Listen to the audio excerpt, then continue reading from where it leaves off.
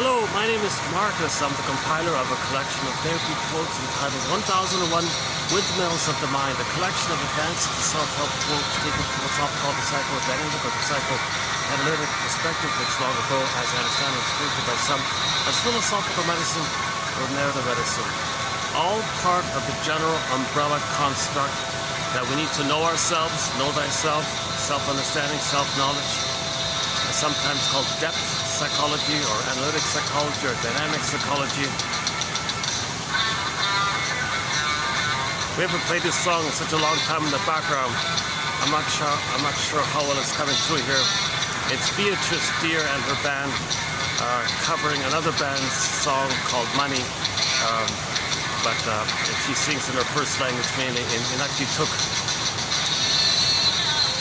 Look up the 2018 live concert by Beatrice Deer. It's in 7 parts, that one there. This is part number 7, I think it's something. Part, I don't know. It's in the middle somewhere. Great little song. So, we recently added a few quotes on the topic of money, thanks to one of our mentors, Edmund Bergler, who has a 1951 book. He put out a book in 1951 entitled The Psychoanalysis of Money or The Psychology of Money, I forgot. And we posted a few good quotes from there about the gold digger and the miser and a few others. He has a thing called the money neurosis, where in general, in your life, anything in life can be used as a hitching post for your childhood issues. So you can transfer your childhood issues like a coat onto the hook, onto the post of money. And now money is being pulled into the childhood issues, and you transfer the past into the present using money as some kind of a tool or some kind of a expression of your childhood issues. So that's called the money neurosis. You're not using money in the adult normal way. You're using it in some kind of infantile way, hoarding and greed and stinginess and miserliness, and one guy was very stingy because his mother was emotionally stingy to him, so he thought everybody was him, so he wanted to deprive everybody because he was deprived, because in his childhood trauma he did a thing called the Faustian deal, the Faustian bargain, called identification with aggressor. So the mother was emotionally miserly, emotionally stingy, and out of the pain of it all, to preserve some identity that he makes something happen instead of being totally passive, he makes the deal, he makes the crossover, he becomes stingy. At least he's going to do something. So he'll be stingy towards himself, he'll be miserly towards himself emotionally. Okay, that's going to be reflected symbolically where he sees others as him, and he'll be miserly and stingy towards them, and money being a symbol of the missing mother's love. So money is going to be a symbol of mother's love. So he didn't get mother's love, okay, symbolized as money, or put money onto that issue, and then deprive his friends and family of money, not because out of a practical reason, just out of a compulsion to A, have a mother, B, have some feeling of importance, Faustian deal, attachment theory, he's got to have a money, he's got to have mother, he's got to have mother, he's got to have a mother. So he'll pull in the topic of money into that issue of mother. So since mother deprived him of love, okay, he becomes a depriver, then he deprives others, of course, of love, but we can symbolize love as money, so he'll deprive others of money like that. So that's a huge topic in our collection called Identification with Aggressor, made popular by Sandra Frenzy over 100 years ago. That's still the same song. I don't recognize it anymore. Oh, here it is. It's got a pretty good twanky guitar riff in it.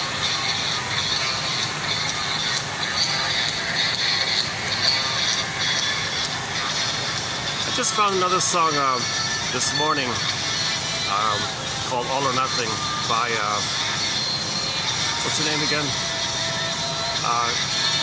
A famous singer from the 60s and her 3 girlfriends called the Bluebells, called All or Nothing. I guess it's copyrighted, so I'm not going to open up with that song, but I want to play it at some point.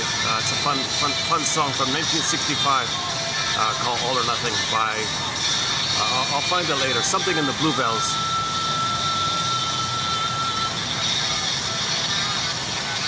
She looks a little bit like Aretha Franklin. The singer looks a little bit, she resembles a little bit like Aretha Franklin.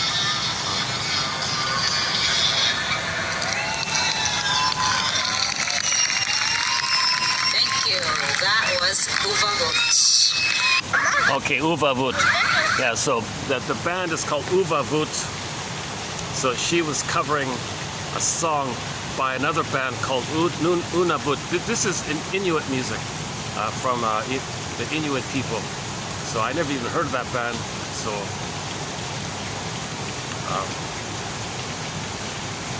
okay, yeah. So that song was called Money. I forgot about that. Yeah, Money. So Money Neurosis.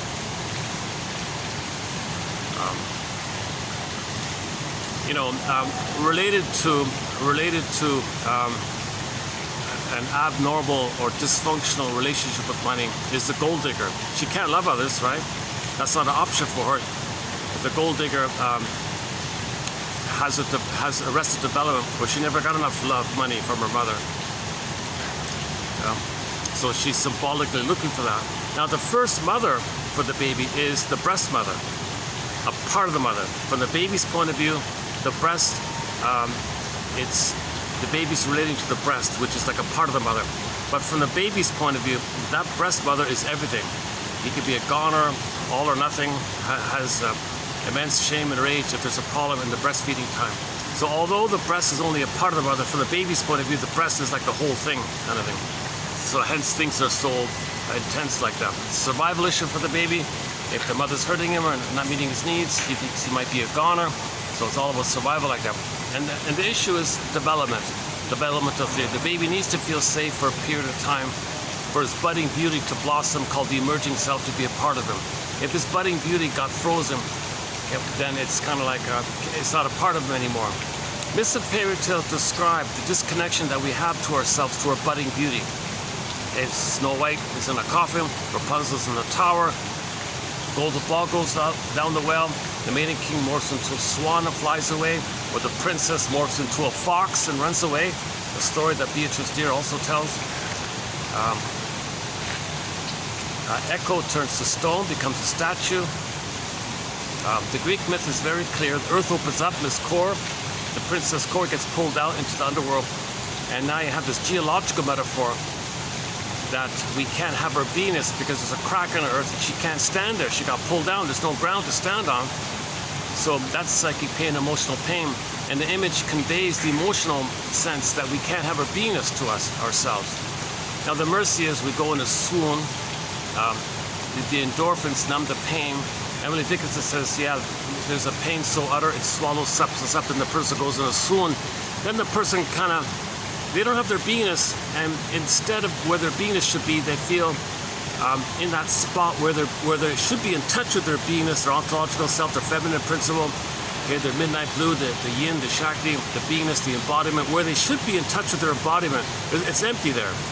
And it's pain to have that emptiness there. So what you're feeling is the swoon, the numb, the endorphins, the trance, the hypnosis, the stupor, like a little bit drunk or something, disassociative, derealization, kind of thing. So you're kind of like, Karen Horney calls it a paucity of inner experiences.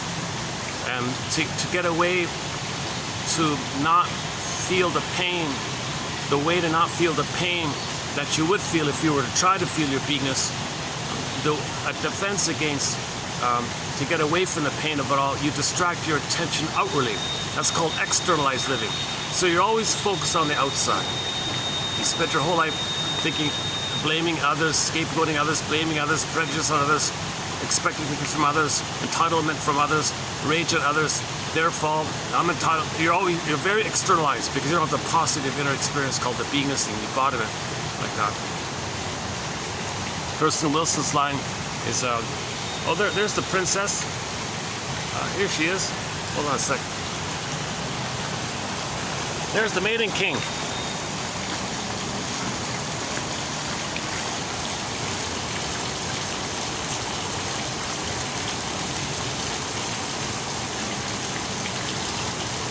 See, in the fairy tale, the swan comes back and she morphs into the princess.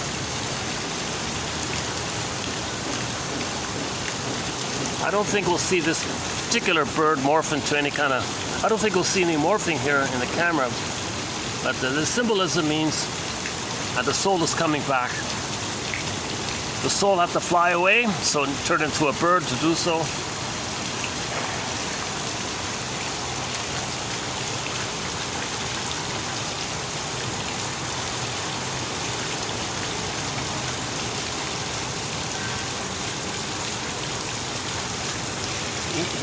Here, she's going to jump up and try to grab the phone. Yeah, there it goes, yeah. Our buddy's there.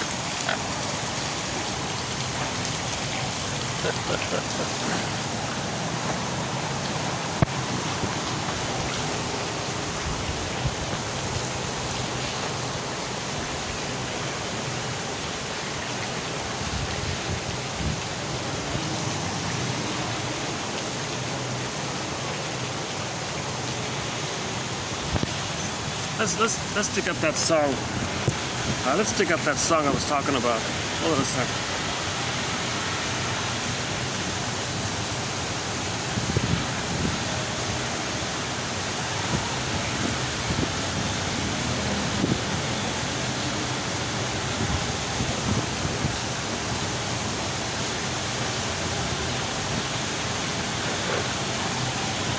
I guess it's about 2 minutes. It's a short song. I don't know if this will get through or not. It might be copyrighted. Let's see. I couldn't really find a very clear audio of it. This is the best I could find. Oh, here. Oh, Patti LaBelle. Patti LaBelle. Yeah, here's the song I was talking about.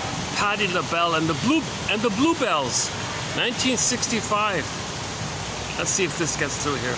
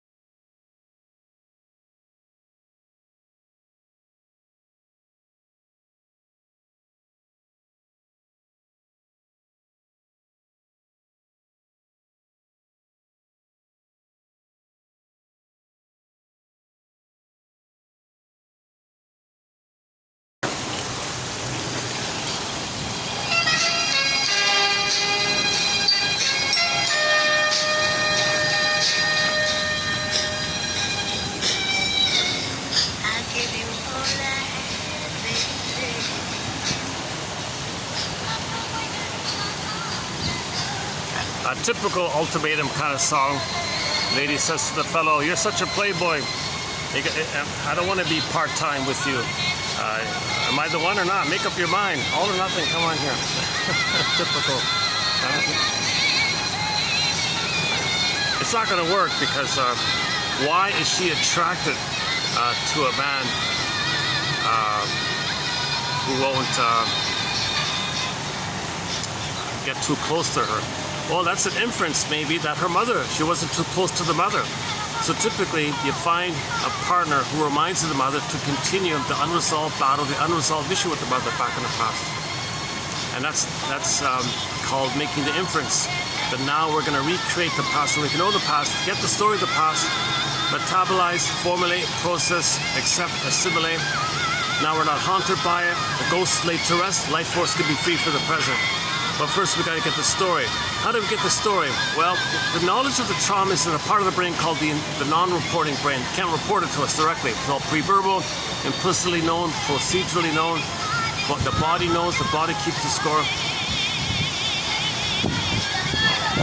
Hold a second. I think there's some kind of a wedding party, or not, no, some kind of a engagement party there. Maybe I should have moved here. Now let me move here. I think the bridegrooms are taking a photo or something. Hold a second.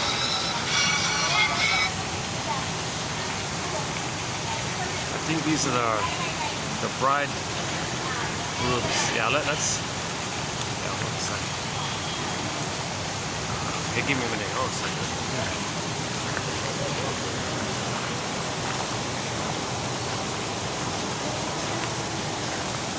Oh, bridesmaids, all right, bridesmaid. Some kind of a wedding preparation or something. Photos, I'm not sure what it is.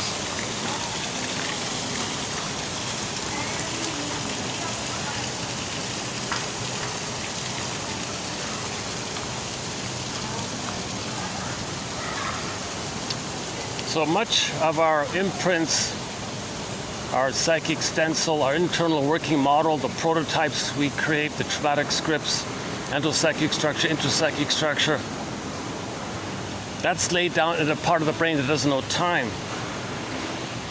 And we're not conscious of it because it was laid down in the pre-verbal mind time, in the survival brain. So if there's trauma there, there's a huge, deep memory. And when there's trauma, we repeat to get out of the pain. Trauma means pain, we want to get out of it, so we repeat. But that part of the brain that's recording this, that's spinning this record around again and again, doesn't know time. So when it recreates, okay, that cry for love and the rejection and how he coped, when he recreates in the present, the cortex comes up with symbols to stand in for the missing real thing. So you're reaching for the symbols, but the symbols are not real. But you got to reach for mother's love. So it could be money, it could be cookies and ice cream. It could be fluids, like wine and things. Material, usually. Usually it's money, right? Money, food.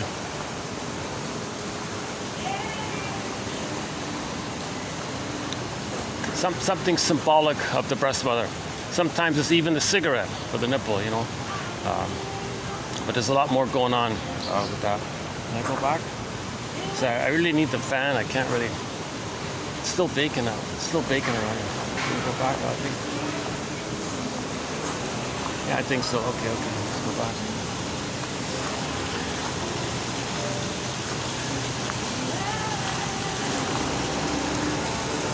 No, not yet. Oh, geez, okay. I don't want to interrupt their photo making things.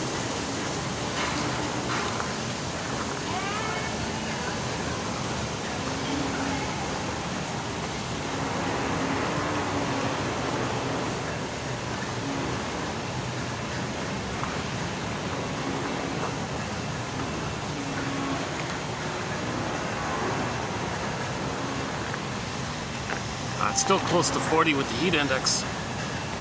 Everybody's inside. So, yeah, that's a premise here that some kind of story took place, some kind of interaction between the baby and the mother. His needs were met. He froze up his soul. He copes with psychic splitting maybe. He might make the Faustian deal. That's also known as part object relating, the paranoid schizoid position. positive inner experience, externalized living. Now he's got to find, now he's always going to find some excuse to project his soul onto others and reject them the way his brother rejected in him.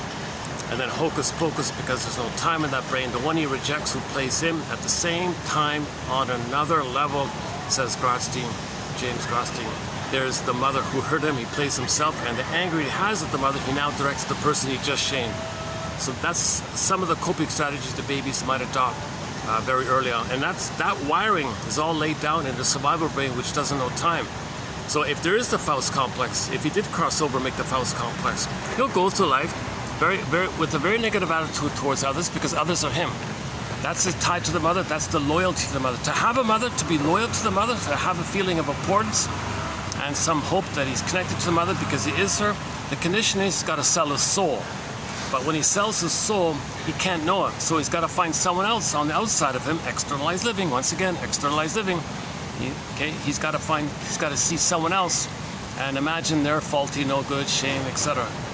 That's how he can keep repressed and unaware that it's with him. Deny the existence that it's with him. But the reality is it does get projected out. So he needs someone around to say he's no good. Actually, coming up, there's a quote, oh my God, in the pipeline, we've got a very good quote about narcissism. Is it in today's batch? No, hang on. Either I have it queued up or it's coming up. About narcissism, where he, oh man.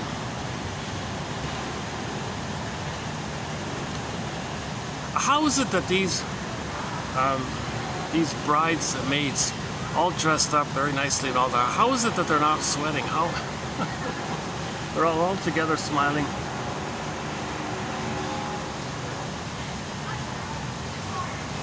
Yeah, they're extremely pretty. They're very young and pretty, and they look kind of happy. Oh, well, there's the rest of the part. Oh, maybe I should be leaving. Well, today's a Friday. Oh, this might be some kind of a... Okay, I might decide to leave here. Let's see how it goes here.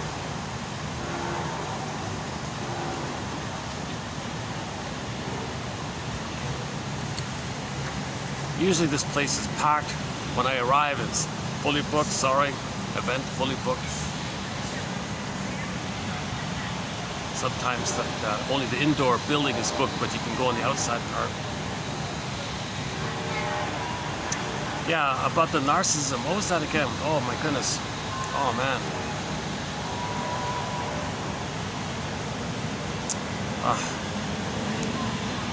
Okay, well, we'll get to it. We'll get to it.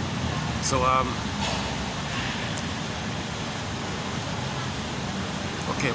So in the area where if the baby did make the Faustian deal. Okay. So first of all, part of the Faustian deal is the baby's so passive. But babies think they create everything, they make everything.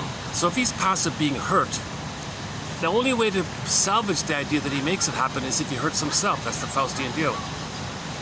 Okay, so now he salvages a crumb of feeling important like a king and a god. They're still there. Oh, good. Oh, finally they're moving. Oh, just in time. Okay, I gotta take a perspiration now. I gotta jump in a pool somewhere. I will happily take the ice bucket challenge right now. Yeah.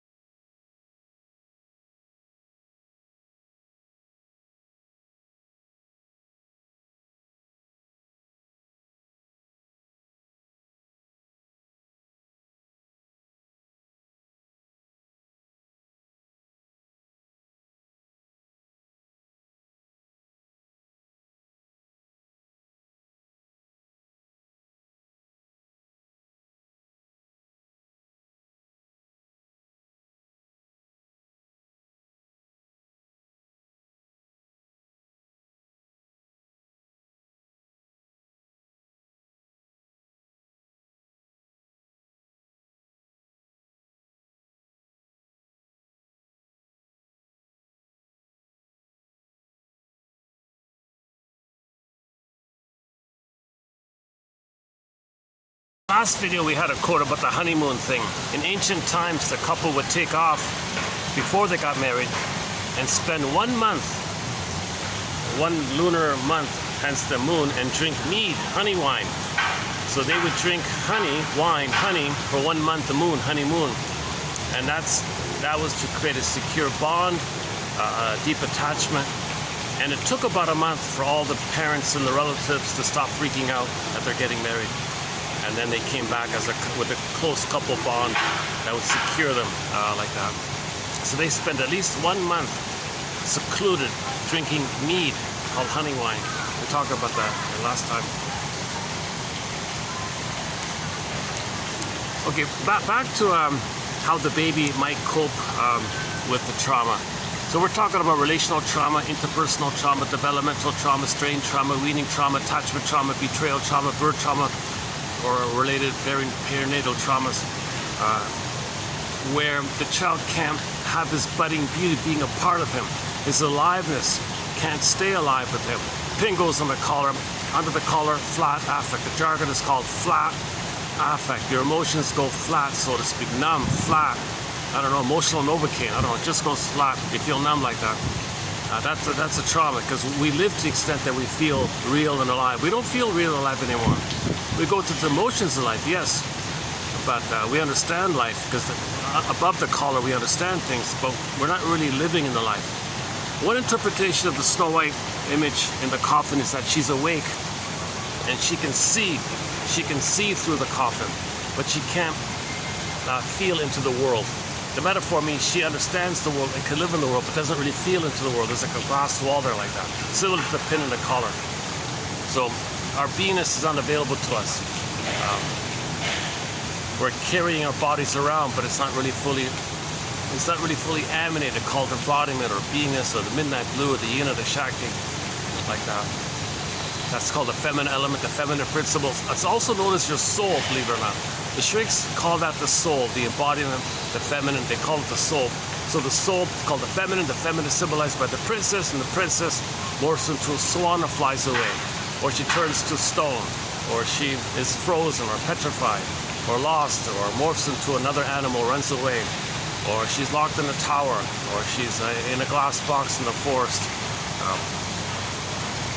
Goes to some other world, basically. Go, I know not whither, and bring back I know not what. That means the person's going to feel impoverished. Okay, that's why the kingdom, that's why in the fairy tale, in the kingdom area, they would say there's problems, okay, all these complications, lack of fertility, they would say, or the crops aren't growing, all these problems and debts and complications.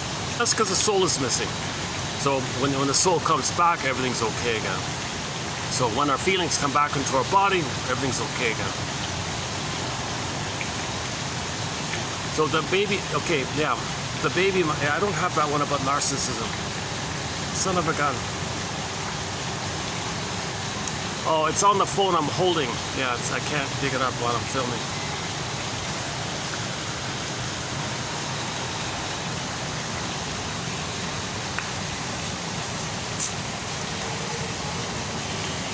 Actually, maybe there's another way. Hold on a sec. I want to see if I can, let's see if I can dig up. Let me try another way. Let me look up the original. Hold on a sec.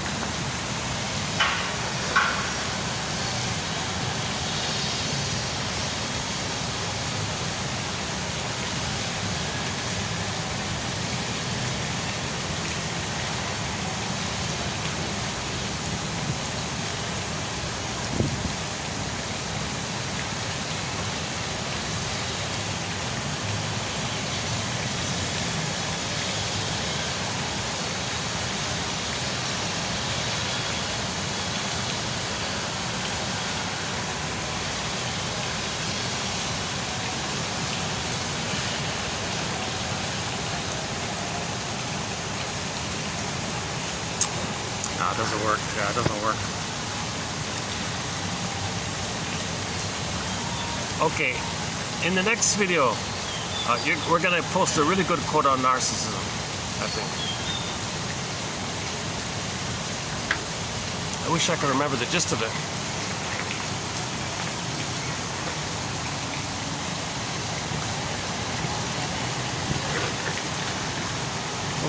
so the baby is dealing with part object relating, right? The breast traumatized him, so he coped by freezing up the soul. Earth opens up, his core gets pulled down. Now he can't have now he's got a positive inner life called the basic fault. Geological metaphor, like a geological metaphor, like a crack in the earth, like a fault, like in the earth, like a fault in the earth, like a crack in the earth. So emotionally speaking, we feel this fundamental flaw. Just like there's a flaw on the earth, there was a flaw emotionally within called the basic fault, the core fault. This fundamental feeling that some fundamental wrong or fault took place called the basic fault, one guy calls it. And then we don't know what it is, we don't remember it, but we're in a swoon. We got the swoon, we got the mercy of the numbing, but we can't have our beingness anymore. Pin goes on the collar as well. So the swoon. The pin also refers to the swoon, the endorphins, the numbing. So a symbol for the aliveness of our beingness. Okay, that's the princess, okay, who's locked in a tower, let's say. Now, if the princess is locked in a tower in the forest, by the way, then in the land, in the kingdom, there's problems, right? He felt guilty, he felt the poverty. So there was, in the Rapunzel one, he was in an immense amount of guilt and all these problems. So the person feels guilty and psychic pain, emotional pain. Okay, so when the soul came back, everything was healthy again, realigned again.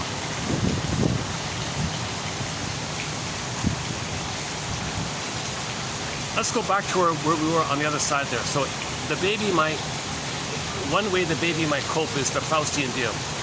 Okay, so all babies think they make everything happen, right? They think they're kings and gods. So and if he's hurt by the mother and he's passive, how does he hold on to the belief that he makes everything happen? He's got to have his unconditional hallucinatory omnipotence. He's got to think that he's a king and a god. He makes it happen. The only thing happening is mother's hurting him, but the mother's him. So he hurts himself because he can't tell the difference where he ends and the mother begins. Undifferentiation, merging, fusion, symbiosis. So he adopts that aggressive side. The aggressive side of him, meaning the mother, which he thinks is him, he'll focus on the aggressive side and shame himself. So now he shames himself. Yeah. Now, enter Pat Benatar's song, Hell is for Children. There's a line in there, when love and pain are the same. The baby expects love. If he gets pain, he's got to liberalize the pain. He thinks the pain is love, called psychic masochism. That's another strategy that's going on here. The baby doesn't know the pain, and he thinks that pain is the connection to the mother. The pain is love with the mother. That's what he wants. He wants love, so he wants pain. That's called a quote-unquote major crime. He can't know this. So the strategy is to confess to a lesser crime, called the rescue station, called pseudo-aggression. So the pseudo-aggression is he will repeat the repetition compulsion and be disappointed. But at least he did it. So he runs to the fridge, looks for ice cream. At least he did it. He's disappointed, but at least he did it. He felt important. Okay, the last video, he ran to the wine store. At least he ran to the wine store. He bought it. He had the joke coast. He had the excitement. He was disappointed again. Or at least he did it. He salvaged some identity that he feels important. He's going to make it happen. Even though the only thing he makes happen, he's going to be disappointed again. He'll blame the wine store. He'll blame the wine. He won't realize that he's repeating the original thing where mother shamed him, because he becomes the mother. So in his Faustian deal, he's got to protect the mother. So dysfunction means protecting the mother. He's still tied to mother's apron strings. Okay, he hasn't let go of the mother because he never got enough love to let go of the mother. And he becomes the mother who shamed himself. So he's very tied to the mother, hence the tie, apron string tie, very tied to the mother. He's not only holding on to the apron string, he's kind of like, Jesus, it's much more than that. He's got to, it's like he weaves his clothing with the apron string. He's just way too tied or something. And he thinks the mother's apron string, that's his clothing. Like, he's just too fused, it's just too messed up. So he doesn't have himself anymore. He's still waiting for mother to love him. Mother hurt him, so he hurts himself to maintain the tie and the loyalty that maybe one day mother will change her ways. Okay, so the baby's going to communicate what the mother did to him. So he'll treat others the way his mother treated him, to communicate to the world, look, and to the mother, look mother, look what you did to me. Could you please change your ways? Can you please invent a time machine, go back to the past? Please feel badly for what you did and change your ways and do it right the first time? Not going to happen, no time machines. but he's got to communicate his distress, so he can communicate it to himself. He can make the inference to himself that what he's doing to others, that's what his mother did. If he's negative and cynical towards others, that's for him to know the mother was rejecting and refusing and withdrew her supply when the child had autonomy. She withdrew because she wanted to use the child. Some others feel narcissistic entitlement to use the child to meet her needs. One woman said, I made you to find me. So the mother said, I don't know who I am. I didn't find myself. Baby, I made you. So you will take care of me, and you'll give me supply, and you'll serve me and see me and do what I say and respect me. And I'll regard that as a secure base for me to find myself. I'm going to parentify you, baby. So baby's needs are not being met. He's being totally ignored for who he is. He feels objectified. Okay, and Fairbairn's main line, another one of our mentors, Fairbairn, his line is. The source of a lot of this stuff that we're dealing with is whenever the mother doesn't treat the baby like a human being, we're getting all these problems.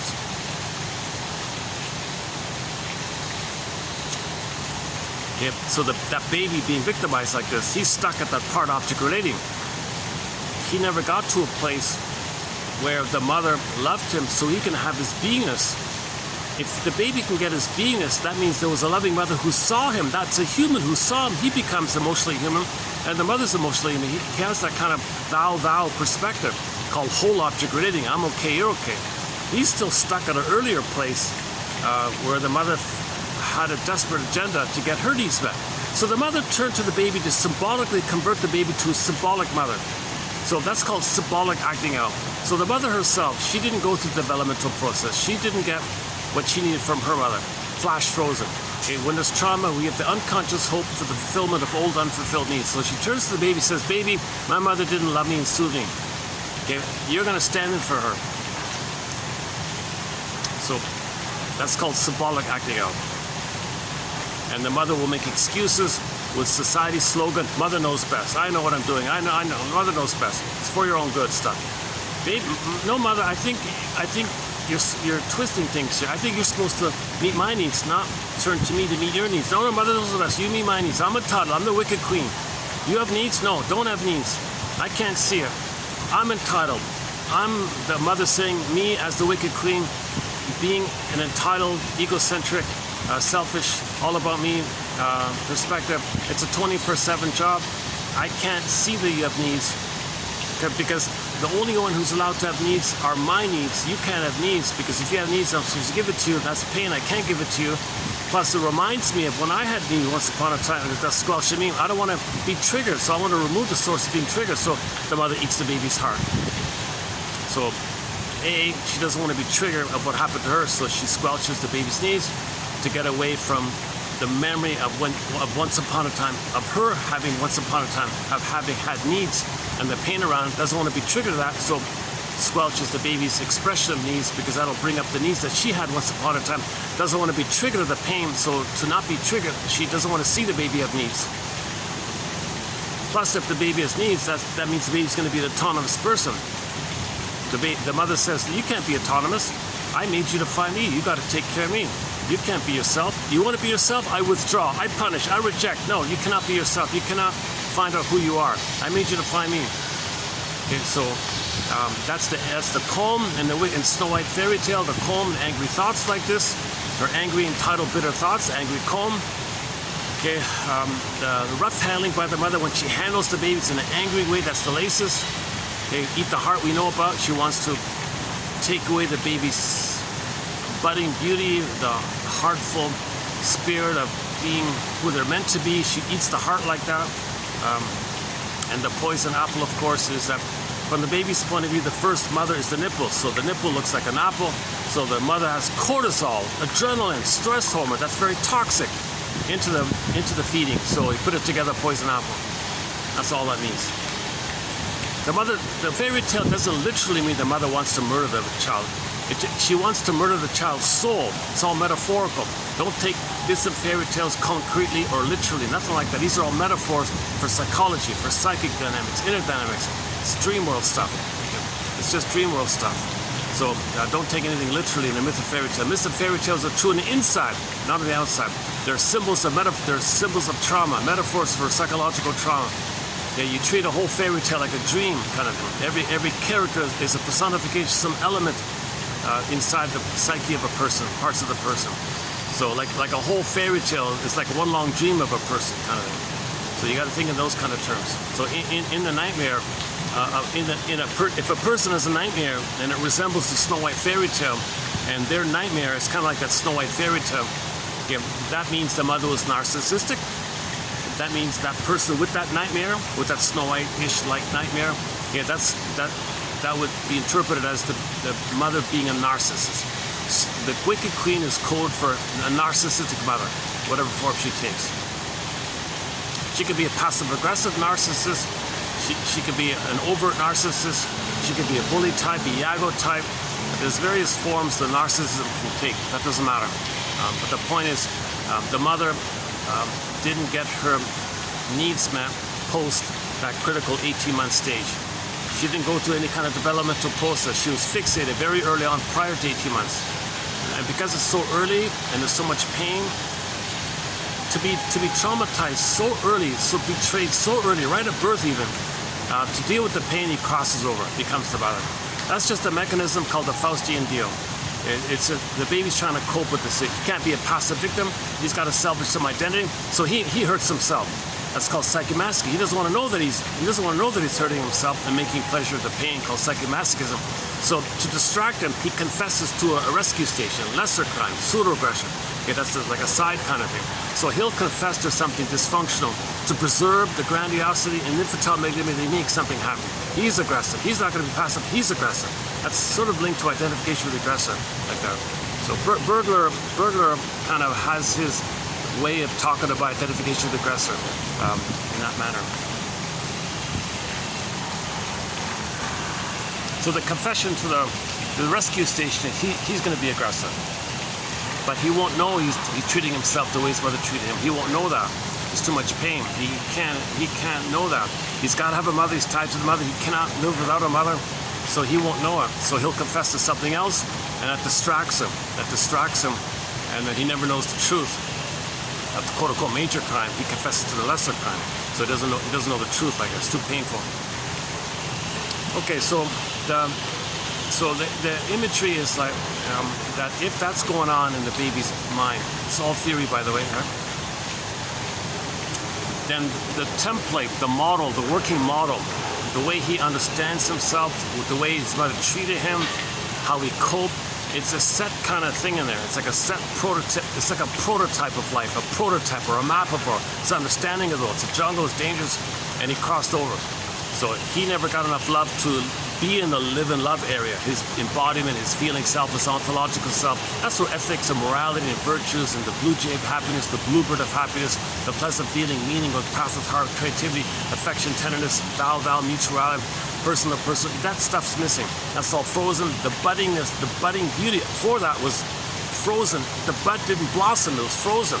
So he doesn't know it. It kind of got exiled. He's reverting back to the survival brain. So people with jungle slogans in their mentality and their philosophies, that's the code for that. They're not meant to... it took us millions or billions of years to grow the cortex. So we're way, way beyond that kind of thing. We got a huge cortex, lots of language, lots of self-awareness. The Great Spirit wants each person to consciously express what's unique about them. So there's a kind of like nature's greatest miracle. Everyone's meant to express what's unique about them. It's never at anybody's expense. Everyone benefits from it, kind of thing. But that's oh, hold on a second.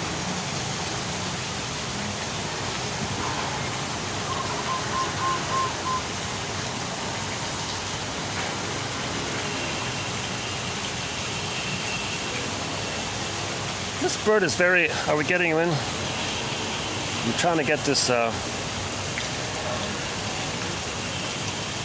This bird is... It's very hard to get this bird on the camera, this with the blue beak.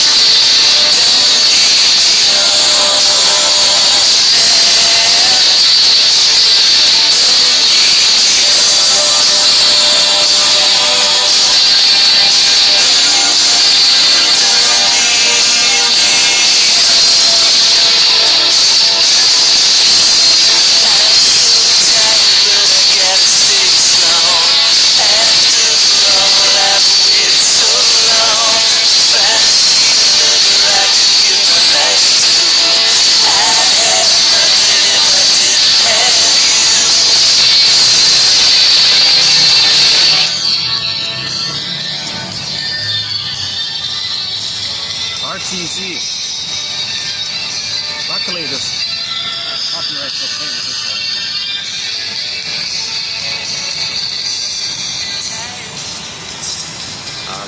We have, I think, 2 songs by RTC on our soundtrack.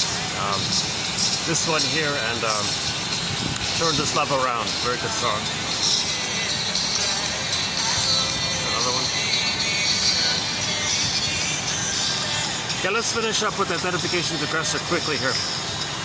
So, the theory is that the baby is in a state of a blissful oceanic feeling. He's the universe. So he's powerful. He's the whole universe. Like, wow, he's in a blissful state. No time, no place. He's dispersed. He's everywhere. The theory is he's in an oceanic, blissful, oneness feeling with it all. One guy calls it oceanic ecstasy. The baby's very happy, apparently. I don't know. We don't know, right? But anyways. And his needs are automatically met. He needs something. There it is. Wow. Magic. He needs something. Poof. There it is. He wants something. There it is. No interruptions, no conditions. Whatever he needs, right on time, just on time, there it is, kind of thing. You know, the food gets sent down the center vein, waste elimination goes up the other 2 veins to the placenta. It all flows, it's rhythmic, there's even a musical soundtrack, do, re, mi, 1, 2, 3, A, B, C. It kind of flows like that. He hears the mother's heartbeat, that's the drums, the pulsating of the cord, that's the bass line, and the 3 blood veins, 1 down, 2 up, has a melodic quality of the movement of the blood flow in the cord. Apparently, Mott thinks it's the prototype of ABC and all that musical scale. Grassi thinks the first mother is music. If the baby thinks everything's him, what's the first not him? The first not him or not me is music. The sound. His eyes are closed, but he hears all this music like that. That's why we're playing music all the time. A little part of us feels the remembrance of the same time of the uterus. Oh, here's another group coming in. Oh, today's busy here. Yeah, let me make some space for these people here. They might want to see the swan. Hold on a second.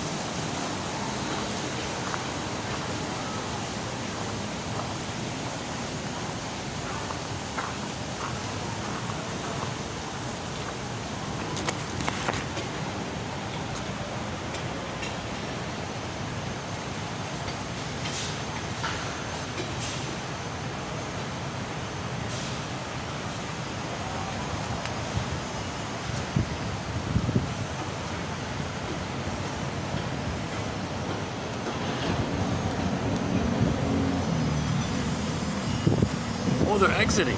Oh, they were indoors. Is that what that is? Oh, there's a tour band. Okay, I think I can go back. Yeah, hold on a second.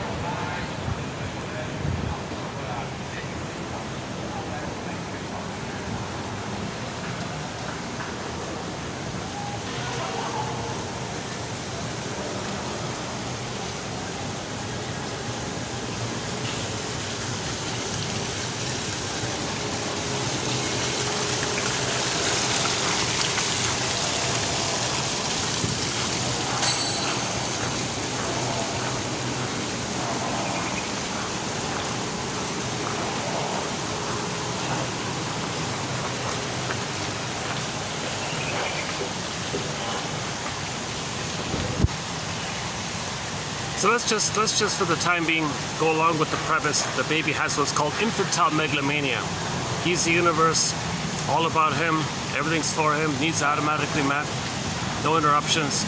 He's self-autocratic, like he gives himself everything.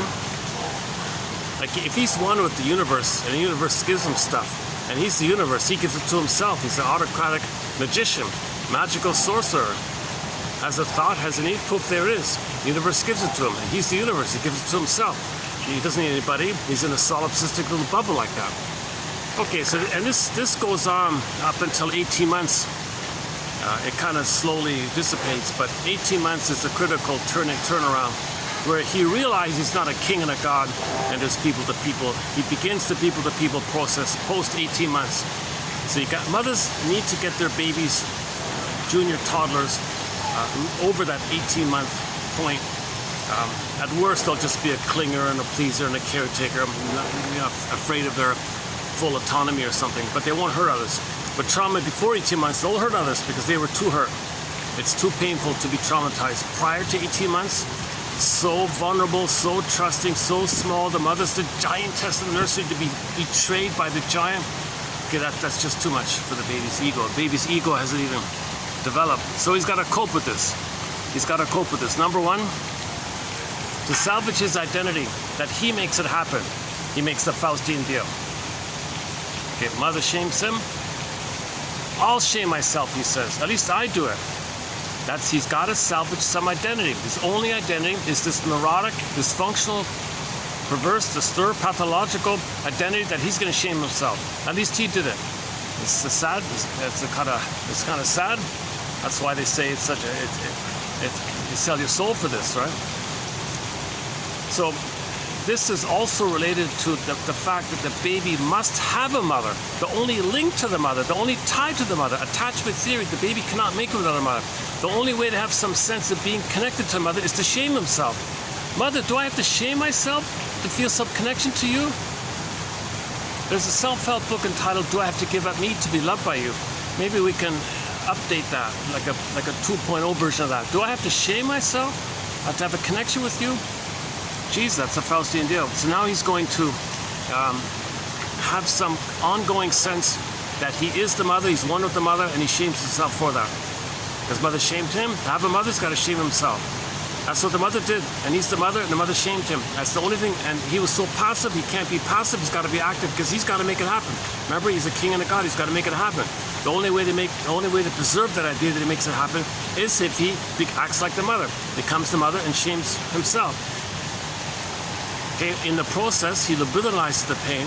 He can't know that. He can't know that this pain and this mess called psychic masochism, that's sort of a hidden kind of thing that's going on.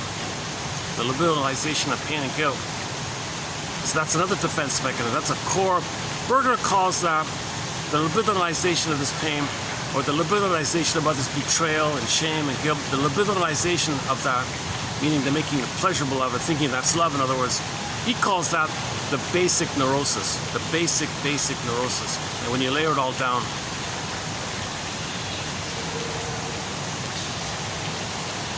okay, so while that's going on, the basic neurosis,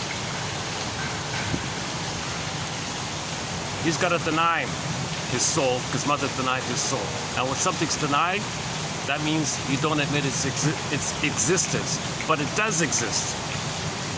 But he won't know it. That's called denial, or called repression. And part of repression, and the part of the function of denial and repression, is that he doesn't know that he's doing it. Anyways, he represses it. He doesn't know it. Now, when something's repressed, okay, the system seeks healing. The system seeks to make it conscious. So he's going to project. He's going to see outwardly what he can't know or admit that's within. So his wounded soul that he's shaming, he's got to find some other person to stand in as being innocent, or someone to think there's no good. Now, when he devalues them, thinks poorly about them, there's dark humor, black humor, sardonic humor, shaming humor, sadistic humor, cynical humor. When he puts some kind of belittling down, like negative ideas, okay, he's shaming. He's got to shame his soul, but he sees his soul onto someone else. To make him unaware that he's shaming his soul, he's got to find someone else to shame, called projection, externalize, scapegoating, blaming, so he doesn't know that he's doing it within. He doesn't want to know that he's doing it within, so he's got to do it to someone else. So he needs someone around. He needs someone around to shame.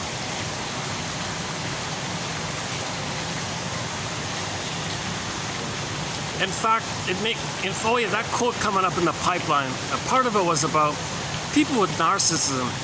They always need to have people around them to shame, to make themselves feel better by comparison. So you'll notice that with people with narcissism. The people around them tend to be afraid or damaged or wounded or something. It makes the narcissist feel important because they can see their unloved self onto them, and by comparison, it makes them feel that they're the mother who shamed themselves. So if they think badly about their lackeys, they feel important because the baby was the first lackey for the mother, and the mother shamed the lackey baby. Baby becomes the mother. Now he's got to find lackeys. So narcissism they love to have lackeys, people who are inferior. The one exception to this rule is if later in life, when narcissists get together, and they are kind of equally narcissists, they desperately need a third to scapegoat. They identify who they're going to hate, who's going to play their soul, and who's going to be their mother. And they'll hate others, and they'll be angry at others all the time. And then the narcissists get along in this manner. That's called taking turns playing big shot. That's the only time the narcissist has somebody equal like that. Otherwise, they want someone to shame and devalue like that. Okay, so this topic about the emotional triangle and scapegoating, that's sort of like a separate chapter kind of thing. Okay, so back to the baby thinking he's a god. Oh, good, I get to think I'm a god. I'll shame myself. At least I did it. So the trickery is, he's got to he'll shame himself. He can't know it. It's going to be projected. Find someone to say he's no good. Okay, shame them. Think badly about them. You see, he's imitating the mother. The trick is he finds a proxy to play him. So he finds a proxy to play him. So he's loyal to the mother. If he's shaming the proxy, you see, and the proxy's him, then he's loyal to the mother who shames himself. So he's doing both. He's shaming himself, he's shaming the proxy who's playing himself to make him unaware that he's shaming himself. He's got the two going on. So it's a double tragedy. He's rejecting his soul and he's negative towards others. But he does it, he's important, and he's connected to the mother. Because remember, the mother didn't allow differentiation, he becomes her. So the mother didn't allow the child to be himself, so the baby became her. So he's still trying to mirror the mother, save the mother, please the mother. So being dysfunctional, doing this is the ongoing effort to placate the mother, please the mother, protect the mother, save the mother, because she was afraid to be on her own. So the child being dysfunctional,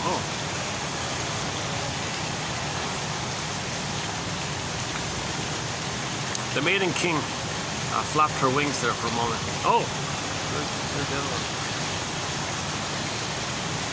I don't know if we got in the camera there.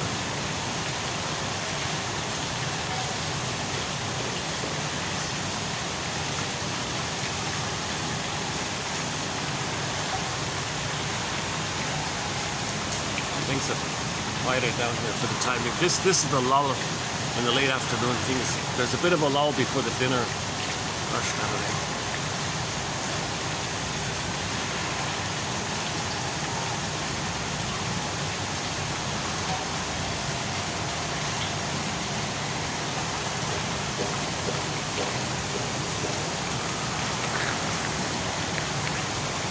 Okay, so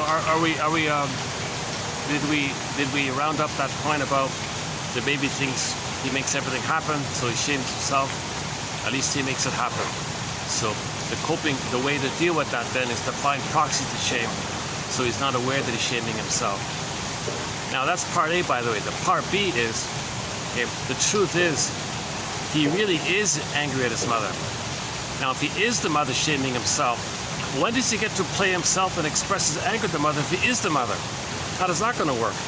Well, due to the fusion, the person he's shaming, because of the symbiosis, at the same time, the proxy who's playing him, whom he's shaming, poof, at the same time, there's his mother. Now he can play his self side and express his anger onto the other, the one he just shamed. So he gets his anger out on the one he just shamed, who simultaneously is his no good him. There's an old quote from long ago that says, very traumatized people hate the ones they hurt.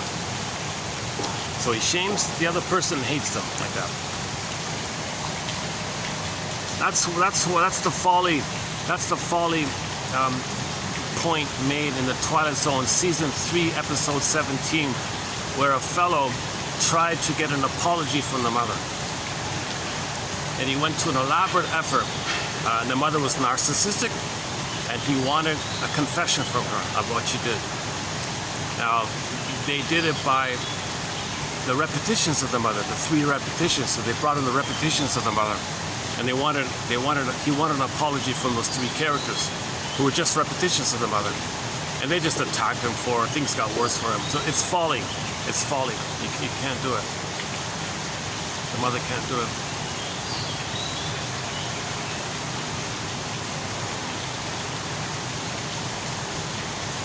They got verbally abusive or something.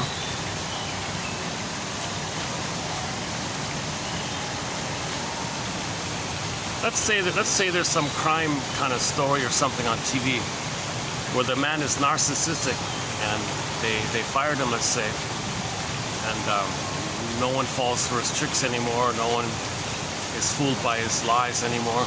What does he do now? Well, he might become violent, right?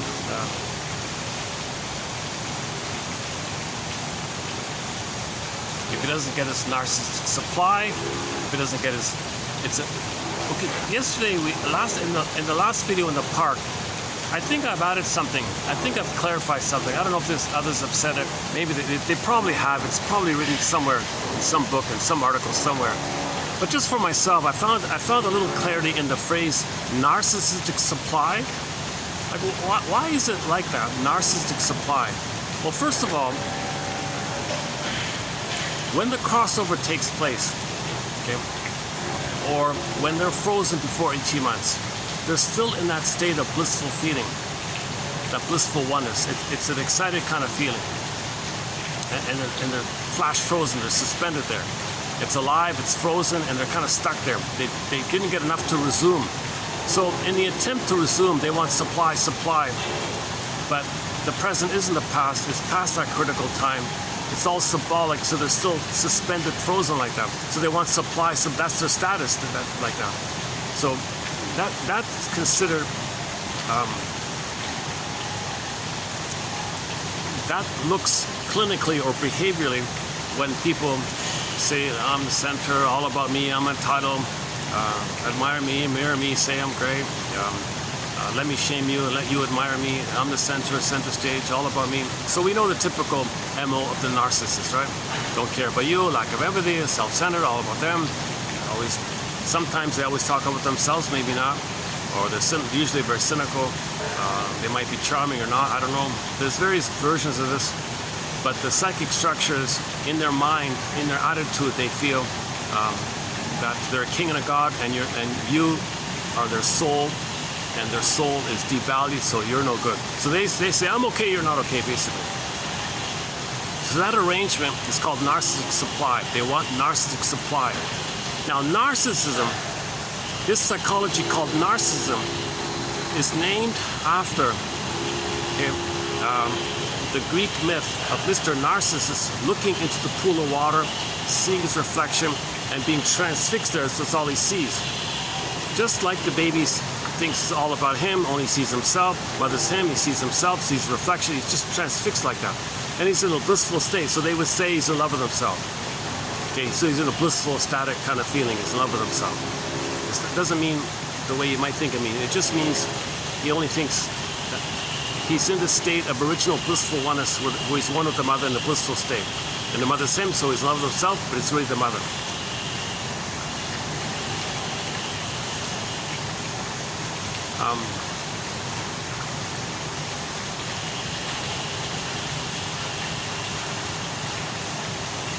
Yeah, there's 2 ways I can go here, but that's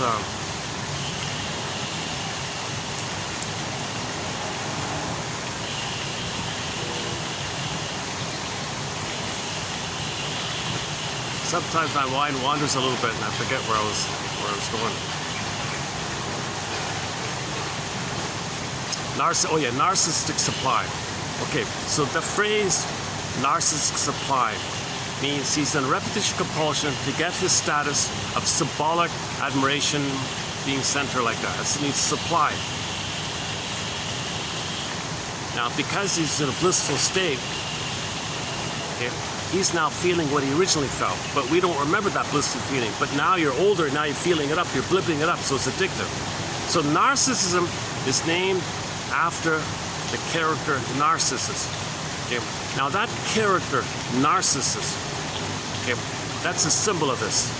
Now in the story, Narcissus turns into a little white flower called the Narcissus flower, which is a narke, in Greek, narke, which is drug-like. So they would name this psychology after that drug-like flower. This narke, it comes from Narcissus, comes from narke.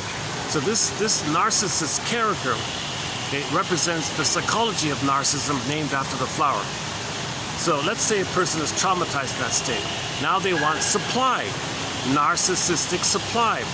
So that's why it's kind of like a drug supply. So the narcissist wants his supply. He's addictive. Being a narcissist is an addictive kind of thing. So he's got to have someone to devalue so he feels better by comparison. He's got to have people around him he can look down upon so he can feel better. That's part of his supply. He wants others to say nice things about him. How great you are, special you are, you're better than others, you're number one. Oh yeah, thanks man, I know that, I know him. What else is new? I know him. He needs that constant supply of this fantasy. And if he doesn't get the supply, okay, he might have narcissistic, quote unquote, narcissistic injury and rage. So he might shout at somebody, or in a TV show he might get violent or something.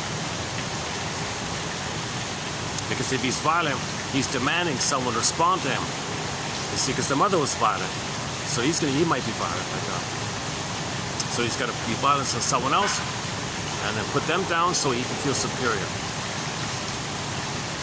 He cannot let go of mother's apron strings.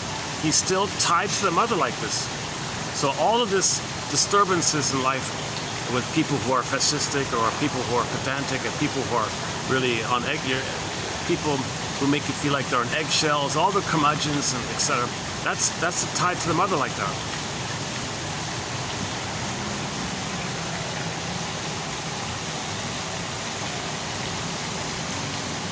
So they're very invested in using tricks to pull in supply.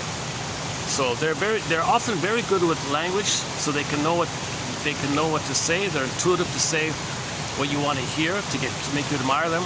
They love to confuse you and scare you a little bit, because then you'll think they're the authority. Okay, that's the prototype that all babies feel, that mother's the authority. More so, the more the mother hurts them and scares the baby, the more the baby thinks the mother's amazing.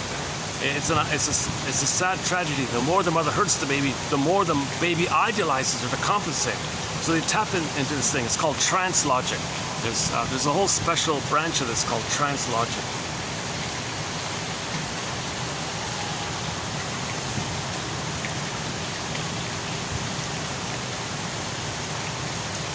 They're master liars, of course. They're excellent duplicity talkers, flim-flammery talkers, double talkers. They're very intuitive with the magic mirror in the mind. Grosstein calls it like a magic mirror. Like, you mean that? They're over there. You thought that? They're over there. They meant that? You know, they meant that. And if you call them out on a table, sir, what's wrong with you? They get you passive aggressive. So they've got this now you see me, now you don't catch if you can't think going on in the mind. So they can always dodge and make you admire them, make you impress them. Lots of tricks to do it. A common one is if people are overwhelmed, they give up, they're passive, you know. So if they shout or something, people feel passive. Oh, you win. I'm confused. What do you want? Oh, good. You're confused, and you're saying what I want. I'm the superior. So they always got to one up for them. And I guess in pop culture we say they one up. They always need to one up or something. They can't do mutuality. They can't do person to person. They're in survival battle with the nipple, with the breast. They're still struggling and fighting with the mother, and they become her, and they reenact it by you playing them. They play the mother. They shame you because the way they were shamed and flip flop. The one they shamed is is the mother. Now they're angry at the mother, so they're angry at the one they just shamed. They're still struggling with this twisted thing going on, you know.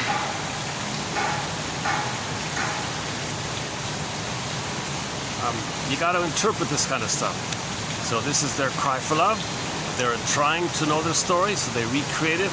Ideally, they should observe themselves, interpret themselves, play devil's advocate to themselves and say, why am I doing this?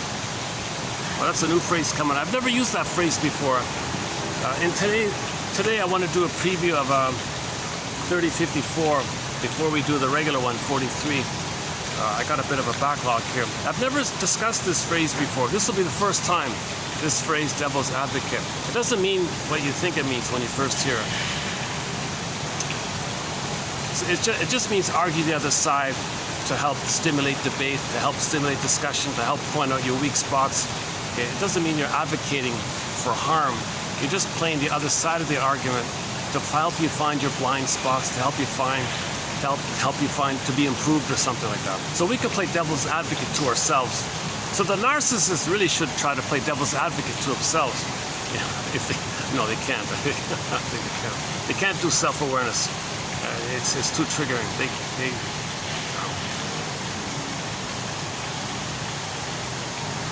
So typically people with narcissism, all of their energy is invested in give me supply. They can't pause to analyze this. They can't pause because they're not getting supply. If they pause, that means they need help. That means they're not perfect, and that means they're special, entitled little God. Someone's got to help them. No way, man. They can't face this idea even. That's why it's very famous for people with NPD not ever showing up to counseling. The rare once in a blue moon is when the wife forces them, and then they play along like a joke or something. Or they're cynical about it, or just pretend to go about it. Shrink usually kicks them out, you're not serious. The wife gets fed up and they break up anyways.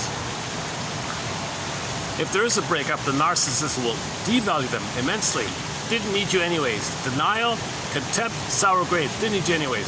So that's the way to put the partner down so they can preserve their one-up status. Just sour grapes, doing immense sour grapes.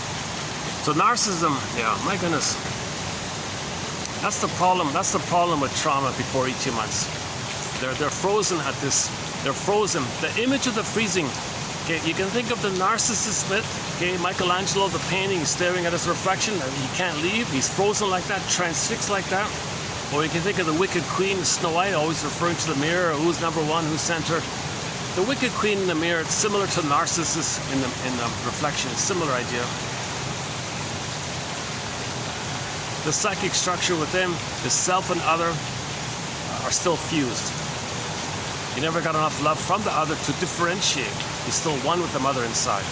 That's why the breast is the other, and for the baby, the other, the breast is everything. So narcissists might have this all or nothing quality. Like today's song here by Miss what's her name again? And the Bluebells. I remember the Bluebells. I don't remember the. Patti LaBelle. Patti LaBelle. Well, maybe that's why they're called the Bluebells. LaBelle. Her name is LaBelle. Patti LaBelle. Okay. I don't really know her, to tell you the truth. I've heard the name, but it's not a bad little song, right? All or nothing. Miriam Minerbold reported about a client of hers. The woman had BPD, and she said to the therapist that whenever she's dating a fellow, that if that fellow doesn't give her everything, click, it's nothing. She said, but he's nice to you and gives you stuff and he's helpful to you. He gives you, I don't care. If it's not everything, then it's nothing. All or nothing. That's what made me think of the song here. All or nothing. I want to link that song to Miriam Minerbo's quote about that woman. Because it is a question of heaven and hell, either or, all or nothing for the baby. It is all or nothing for the baby. When the baby's nursing, he's got to have it all. He's got to have that blissful one. It's called paradise. Breastfeeding for the baby is heaven or hell. There's no middle ground. There's no shades of gray. There's no under heaven, over hell. There's no ambivalence. It's a kind of he can't handle confusion. He can't handle mother's on the phone. Baby doesn't understand time. There's no mother. Poof, he's in hell. Shame, rejected, heaven or hell. He's got no ego even. So the way to deal with this is psychic splitting, either or. It's heaven or hell like that. So people later on in life have these either or, adversarial, oppositional, me or you, this mentality. That's a reflection of this psychic template. The outer beliefs are a reflection of the psychic template. The difference, I think, my guess is the difference, based on what Masterson said, I want to see if I can apply, if I understand it correctly, if I can apply what Masterson said. The difference between the either-or of the narcissism and the either-or of the codependence is a question of degree. So in the narcissist category, it's a life and death kind of thing. Everything or nothing. So it's either shame and rage. It has a greater existential quality to it because there's no beingness. Now codependents have some beingness. So they just say good or bad. You know, I don't like it, or I really like it, or I don't like it. There's more of a tolerance. It's not an identity issue. It's comparable to the difference between envy and jealousy. In the envy area, that's the earlier place, you say there's no beingness there. So if they don't get what they want, if they don't get their supply, then they feel the existential emptiness. That's why they're so enraged. Envy is more intense. It's a two-person psychology, baby in the breast, two-person psychology. Jealousy is more milder. You need to have some self-esteem to be jealous. Can you believe it? There's a very good quote from 3 years ago. You need some level of self-esteem to be jealous. Envy people don't have any esteem. They have no sense of self. That's why it's so extreme like that. Jealousy just means you had something, you lost it, and you feel badly, you're a little upset, but it doesn't question your identity. So jealousy is more about losing something you had. Envy is about you can never get what you need. And things are intensely exaggerated. So envy is way more extreme than jealousy.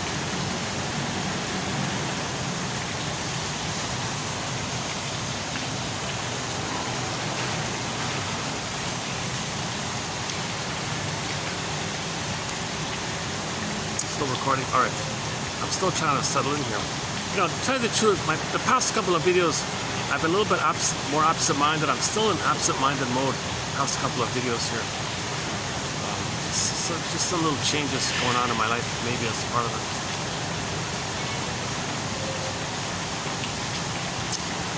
Okay, where are we here?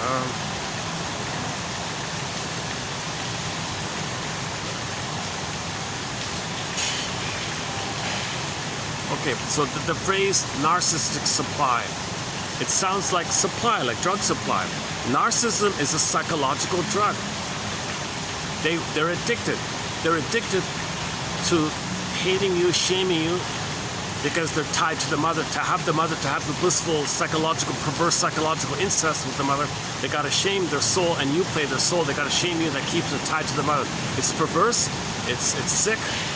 But embedded in the sickness is the blissfulness, and that's what they're addicted to. They're addicted to the blissfulness of it all. The ickiness of it, they'll project you as having the ickiness of it, and you're icky. They feel icky, they say you're icky. They just keep the blissful part. I don't know how that works exactly.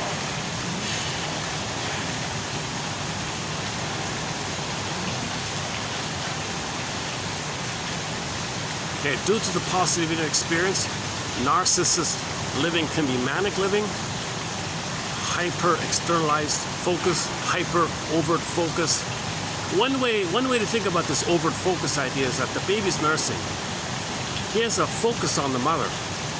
He doesn't have a beingness yet. He's in total need mode.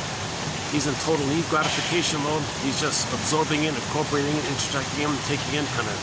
So he's over-focused because of that.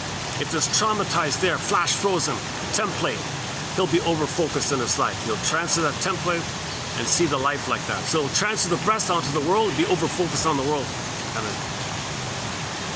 I'm not a shrink, so I can maybe get away with saying things in a very overly simplistic way, I guess. But no shrinks would talk like this. Yeah. I'm not a shrink or a professor, never studied psychology. I'm not a midwife, doula. I'm not an anthropologist. I'm not a chemist. I'm not a forensic psychiatrist. I'm not a forensic psychiatrist. My goodness, I'm way off. I'm the compiler of the codes. Now, ironically, the benefit of this collection, these 10,000 quotes, is that 1 out of 10 will be of help, I think. I'm choosing quotes that are clear, easy to follow, jargon kept. Whenever there is jargon, it's got to be clear, so. I'm finding authors that are overlooked, like Edmund Berger, for example, like even Janoff's later material, Masterson, Grosstein, Ogden. A lot of excellent authors are overlooked. If they're helpful, they're going to be shadow banned. If it's useless, you know them.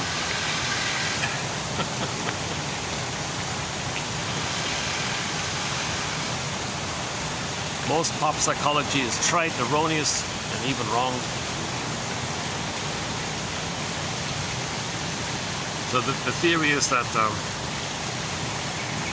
PR companies and propaganda companies, psychological operation companies, even religion or something, religion, when it's used as a branch of the plunder system, they don't want people to know themselves. They want to infantilize you. So they'll promote Kohat. Kohat keeps people infantilized.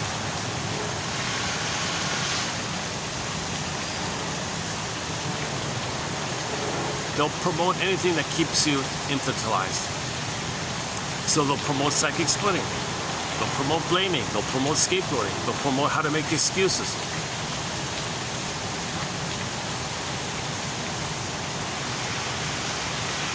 All that's needed to pillage and plunder. Prejudice is needed to pillage and plunder. So they'll promote prejudice, but they won't promote the healing of prejudice. That's a 7.5 hour video if we're gonna go down that kind of area. But almost 2 years ago, I did a video called "The 48 Symptoms of Homo Traumicus," based on the "as above, so below," and it needs an update. It does need an update.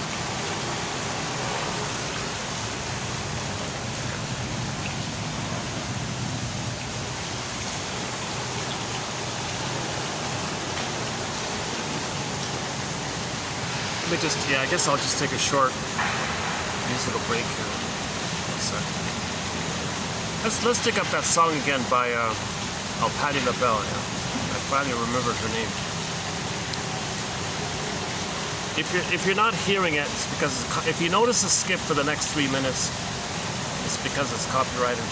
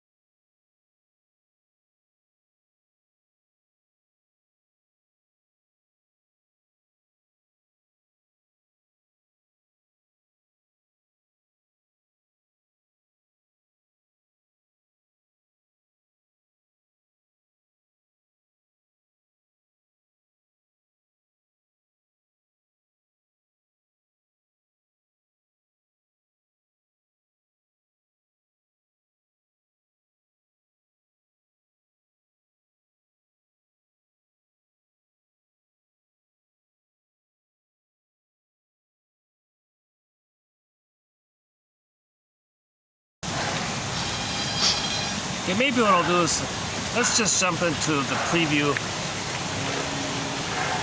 3054 here. So this is a lighter, this preview is a lighter load. It's sort of back to basics. It's just sort of some definitions of terms. When I started this channel almost 5 years ago, I started off by looking from dictionary entries. So dictionaries of psychology, I would skim through them and pluck out some entries. I enjoyed doing that. It was a good sort of foundation kind of thing. So I did. So here's another round of definitions from various psychology dictionaries.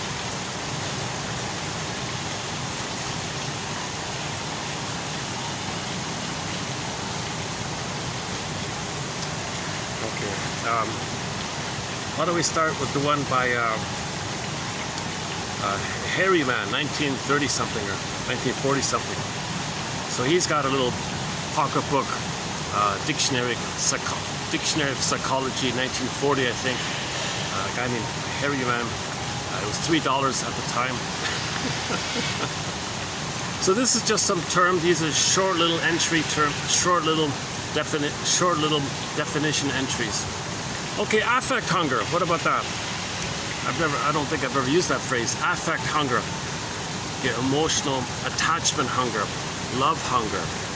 Okay, the baby has a love hunger, emotional connection hunger. This is Mr. Levy from 1937. This is Mr. Levy's term to denote the basic affective striving of the rejected child. Okay, emotional neglect, emotional abuse, mother's gaslighting the baby. The baby's got affect hunger. Mother, I have a hunger, not just for the powder stuff. I have a hunger for you see me and understand me and soothe me and relate to me and recognize me and be present to me. I have a hunger to be seen by you. I have a hunger for your presence. I have a hunger for your welcoming attitude, because mother, the way you treat me, I'm going to treat myself that way. I'm going to understand myself by the way you treat me. I have a hunger for you to see me with acceptance so I can see myself as accepted. I have a hunger for you to validate that I'm okay, that I don't think I'm okay. I have an affect hunger, an emotional hunger. The adult whose childhood was characterized by affect hunger may be an emotionally frigid. So later on they might detach, they might deactivate their attachment needs. That's schizoidal, turtle, avoid, shut down, frozen, emotionally frozen. Or in some cases, they make an over-response to expressions of affection. This might be the clinger and the stinger. The clinger has a little hope, so if somebody's nice to them, they might show a lot of enthusiasm. Oh, I love her. Oh, you're the greatest. The stingers are afraid to reach out. They're detached. Ironically, the detached ones function like a candle to the clingers. So enter the one about the gold digger. The gold digger's cold inside, detached inside. They don't show any feelings or needs. It's all detached. Oddly enough, men are drawn to them like a moth to the flame. Then she takes their money and she doesn't turn around like that.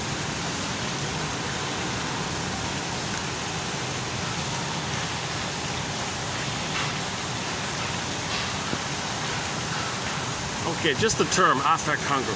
So isn't that sad that the poor baby is emotionally starving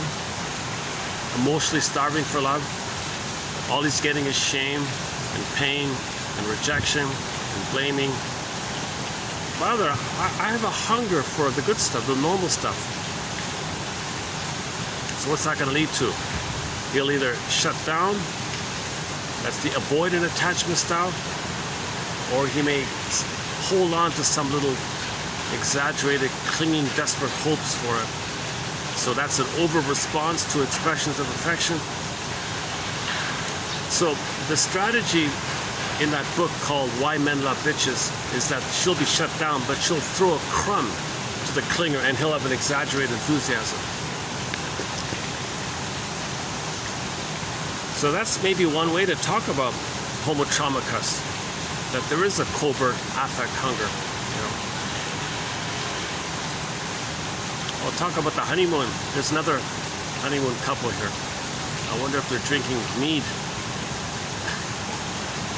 That's a very interesting quote about that. The couple would take off for 1 month, totally excluded.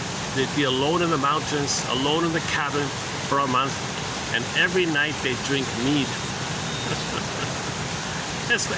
Actually, I forgot about something. In the Odyssey, when Odysseus and Circe drink mead together, see, that might also be a condensation image, because at that time, the mother, his actual mother in the story, disappeared. So the metaphor means when he bonded to another woman, the tie to the mother broke free, so she disappeared. She poofed away, basically. Because Odysseus was very tied to his mother. That's the whole issue, right?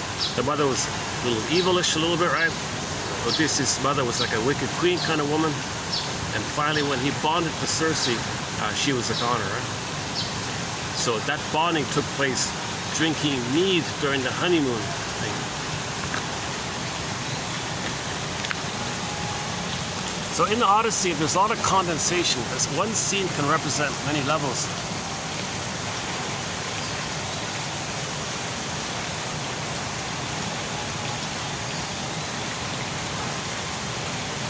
He was trying to find home, so Odysseus could tolerate both sides. He could understand both sides. That was the symbol of the molly, the black and white herb, the herb called the molly or the moly, what is it?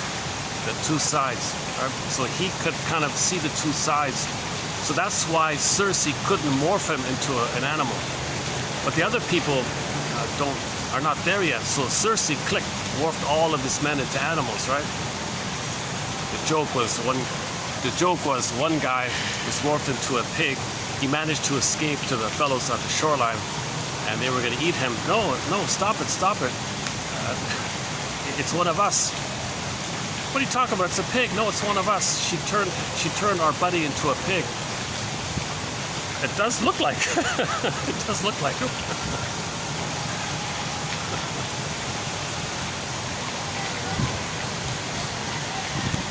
So none of the men, we're not talking about the guys at the shore, we're talking about the guys on the land like that.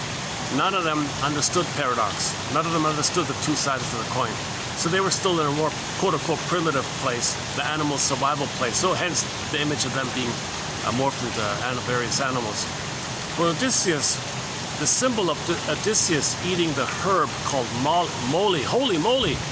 Holy moly, yeah, holy moly. It's a spiritual healing. Holy, spiritual, making them whole, healed and whole, the two sides.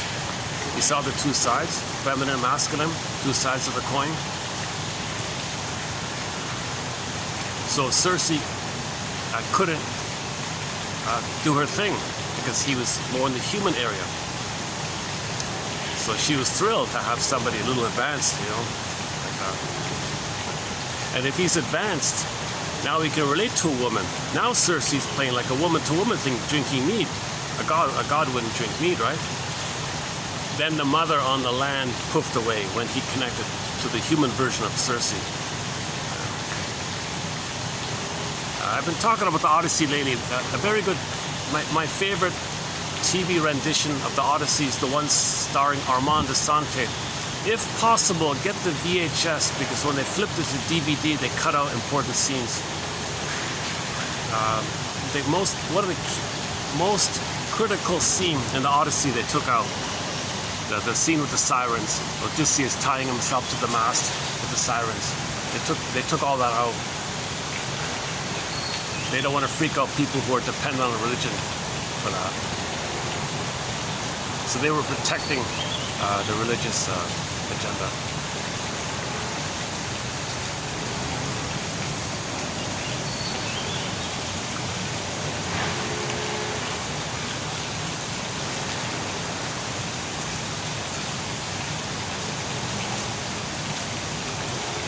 Affect hunger. Affect hunger. Levy's term to denote the basic affective striving of the rejected child. The adult, whose childhood was characterized by affect hunger, so the baby was always emotionally hungry. Physical food was never a problem. There was enough powder stuff in the plastic bottle. The baby would rather have less powder stuff or less breast milk, but the full maternal experience. The baby would be better off with being emotionally fed, and just sacrifice the physical if he got the emotional. Love is powerful like that.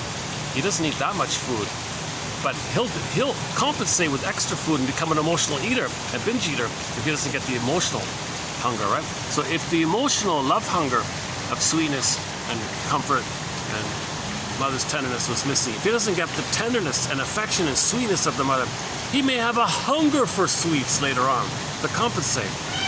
The sweets will be symbolic of mother's missing sweetness. The baby wanted an original sweetness, a tenderness, a sweetness with the mother, an emotional sweet time, a beautiful sweet time where there's a delightful interaction between the two. Mother is delighted. Nature's greatest miracle, Freude, pleasure and bliss, the child's blossoming beauty. The mother's a pleasure. The child loves this. Thank you, mother, for loving me. I'm happy. And mother, I'm happy that you're happy. I'm happy to see you blossom. This blissful, sweet time, it's all missing. So, repetition compulsion, in his memory, it's not there. He's trying to fill it in. So he's scooping for it. But wait a minute, the present isn't the past. So in the present, you look for associations for sweetness. So he runs to sweets. He might become a candy-holic or something. A sugar, he might have a sweet tooth, a sugar thing. Doesn't work, disappointed again. The hole is still there, disappointed again. But for a moment, he can feel that the symbol is mother. It's not, but for a moment in the fantasy there's mother. Then if he's one with the mother, he can get the feeling that he's one with the mother. And if you get that feeling that you're one with the mother, even just for a second, you might flip up the old fantasies, trigger up the old fantasies of when you were one with the mother, even if it was just in the uterus time. And during that time, those fantasies, you're triggering the chemistry of that, so you feel a blissful feeling. So go to Allman and Paul's book called Narcissus in Wonderland, about how symbolic mother is called ersatz self-object, functioning as an ATM, an addictive trigger mechanism to trigger up the old fantasies, and those fantasies give you the good feeling that you had once upon a time.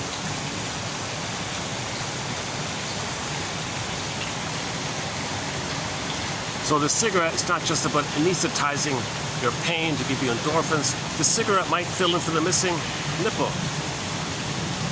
It doesn't, of course. But the fantasy is, you might think you're one with the mother, and you get the old fantasies.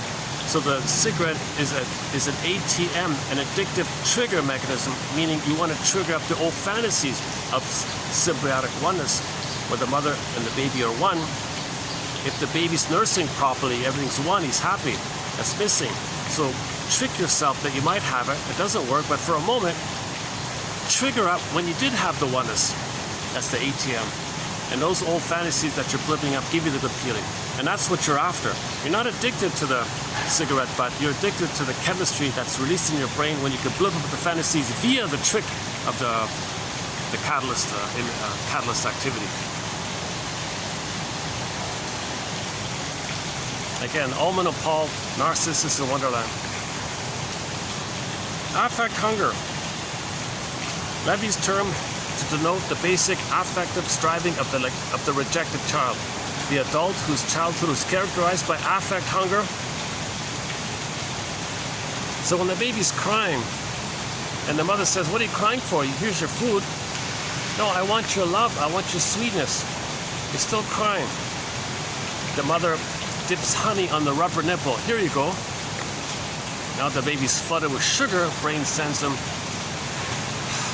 a surplus of the mammalian part of the brain in the baby's brain thinks that the baby got an abundance of food, sugar, concentrated sugar means food, so all that food means you're safe. If you're safe, you get serotonin. It's a trick like that. Whether you betrayed me, you tricked me, You tricked me. You betrayed me. I wanted your sweetness. I didn't want this sugar thing on this rubber nipple thing. So the affect hunger is still there. The affect hunger is still there. Affect means emotions. Love hunger. It's synonymous with love hunger. Love hunger. Love hunger. The basic striving of the rejected child. The adult whose childhood was characterized by love hunger may be an emotionally frigid person or make an over-response to expressions of affection. Okay, we also use the term complex here. It just simply means an emotionally charged constellation, grouping of ideas which may either be conscious or unconscious. So if you have a lot of thoughts and emotions around you believing that you're defective because your mother didn't meet your needs, okay, that's the shame complex. Now you're being punished. You think you're being punished. Why are you in pain? Maybe you did something wrong. That's the guilt complex. You thought you should save the mother. You couldn't save the mother. More guilt complex. You can separate it, shame complex and guilt complex, or put it together, guilt complex, the labyrinth of the guilt complex. Probably in the labyrinth of the guilt complex, you'll find another labyrinth of the shame complex. This is compounded when mothers say to the little children, don't touch that, don't do that, don't be me. The baby blends his being and his doing. Mothers don't know that. They say, don't do that. She means well, don't hurt yourself, don't touch that. Oh, don't be me, I'm rejected. So if the mother bombards the child in her helicopter, clinging, demanding, possessive, OCD, don't do this, don't do this, do this, do this. Okay, don't be me, shame, shame, shame. So there's a complex. That's going to lead to the shame complex, guilt complex. Okay, we got the someday complex. We got the guilt complex. We got the money complex, and several others. In the unconscious is sometimes seen as a labyrinth. In the center of the labyrinth is the Minotaur. Okay, in the version with Theseus, in the version with Perseus, you got Medusa. But anyways, in the main labyrinth, you got to go through these mini labyrinths called complexes, including the money complex.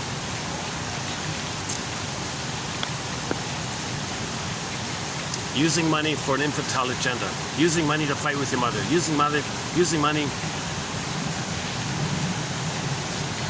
in the battle of some old thing in the nursery time. The spendthrift is also in there, the spendthrift, the miser, so on. Greed, of course, all that. Greed, of course, is in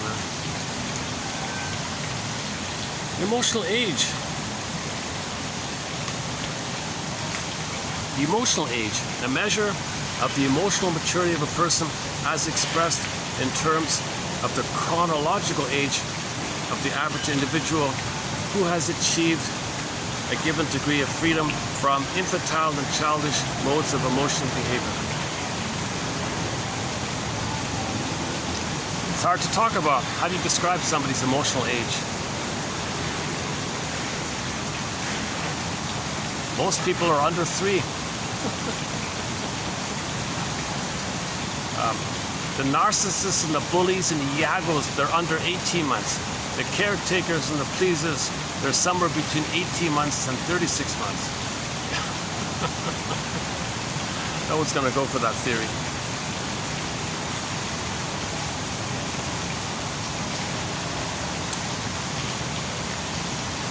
I've heard this, I include this phrase here because I've heard it used by some people. Engram. A latent memory trace said to be left in the brain as a result of any given former experience.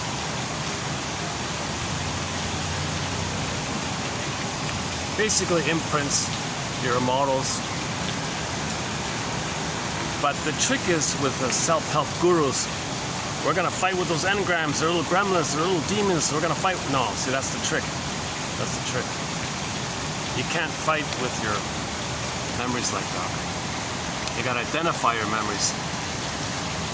You don't just blindly fight with a memory you don't even know that exists. Consciousness is the healer. You gotta be conscious.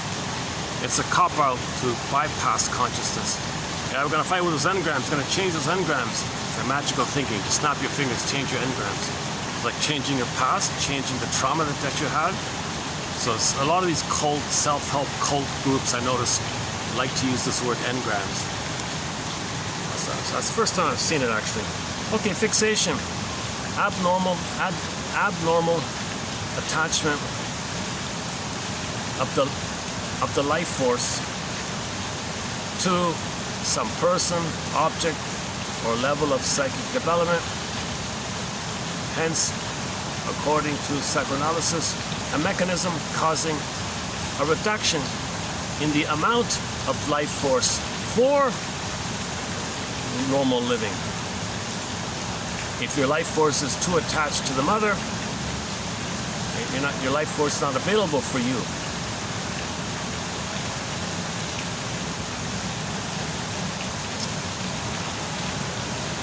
Yeah, the term is also used to refer to an unreasoning attachment to some individual who is a parent. So in the present, if you transfer the parent onto somebody in the present and you're over-attached to them, same idea. In mental hygiene, long ago, this was called mental hygiene, emotional hygiene, spiritual hygiene, moral hygiene, mental hygiene. In mental hygiene, this is an older book from the 40s. They used to call mental health mental hygiene. Now we say mental health, but long ago it was called mental hygiene to emphasize like dental hygiene, something you want to do actively day after day after day. Instead of it being static, you want it to be like an active thing. People don't like the phrase hygiene, so they got rid of it. But long ago in the 40s, it was called hygiene. In mental hygiene, it connotes the well-organized personality. Integration. What are we talking about here? The phrase integration. So if you're integrated, you're well organized. You own your disowned traits, you own your projections. You don't deny so much anymore, you admit things about yourself. You're integrated. Then you're more well organized. Repetition compulsion. The unconscious tendency to repeat infantile patterns of behavior. Because those infantile patterns that took place are painful, you want to get out of the pain, so you repeat to get out of the pain, hoping for a better outcome. You want a better outcome for the past because that part of the brain doesn't know time. So it's just repeating as if there's no time, but there is time. Scapegoating, a device used by propagandists in which an other, fill in the blank, is cited as the reason for the frustrations of those to whom the propaganda is addressed.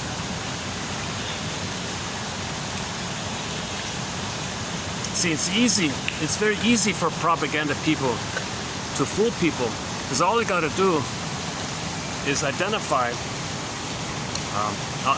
all you got to do is trigger in everybody's brain the memory that when they were a baby, the mother was a monster.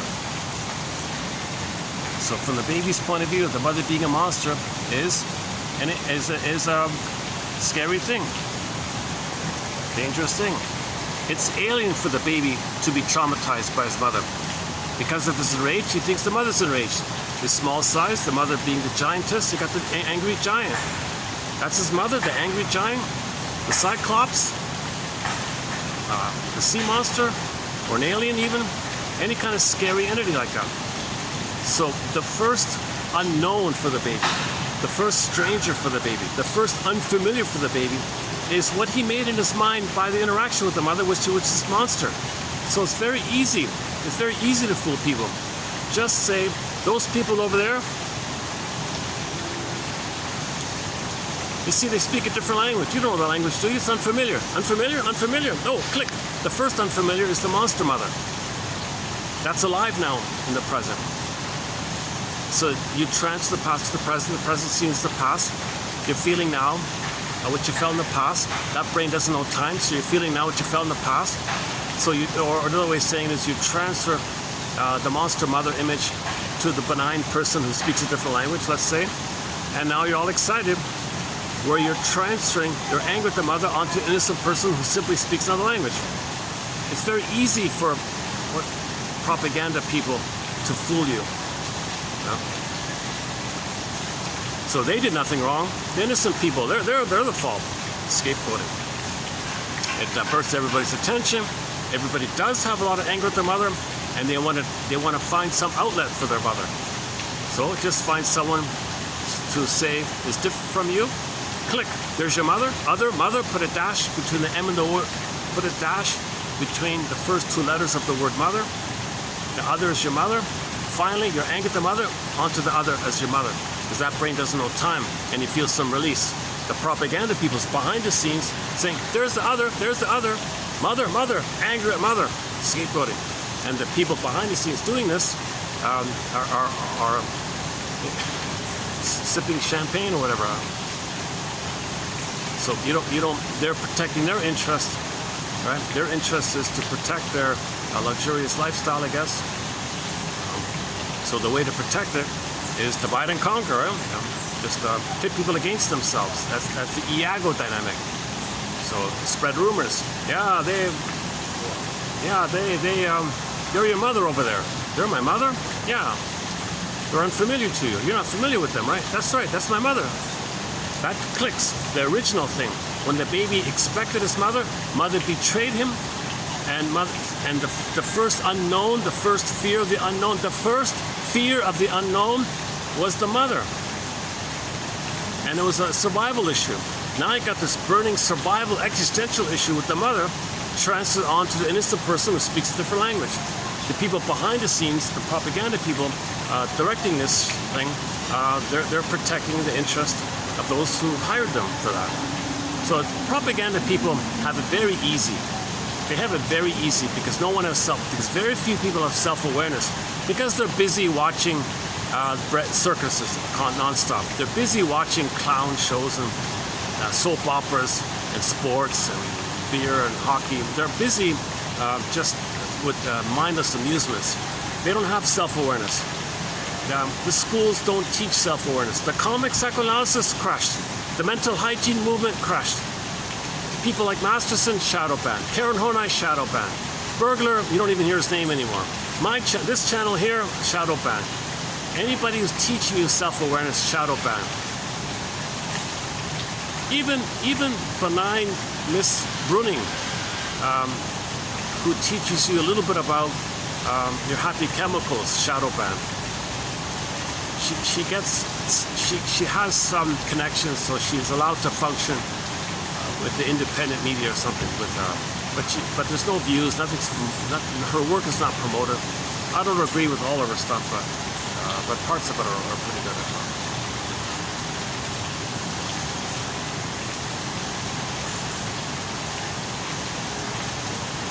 They don't teach psychoanalysis at school. They're not going to teach psychoanalysis at school. They'll teach you general pop psychology. They'll teach you behavioralism and drugs and things. They'll teach you that stuff. So they don't want you to know yourself, because if you know yourself, you'll know other people. If you don't know yourself, it's easy to fool you and sell things to you and trick you and do propaganda tricks. So if you don't know yourself, you're easily fooled. You're easily fooled. All you got to do is say,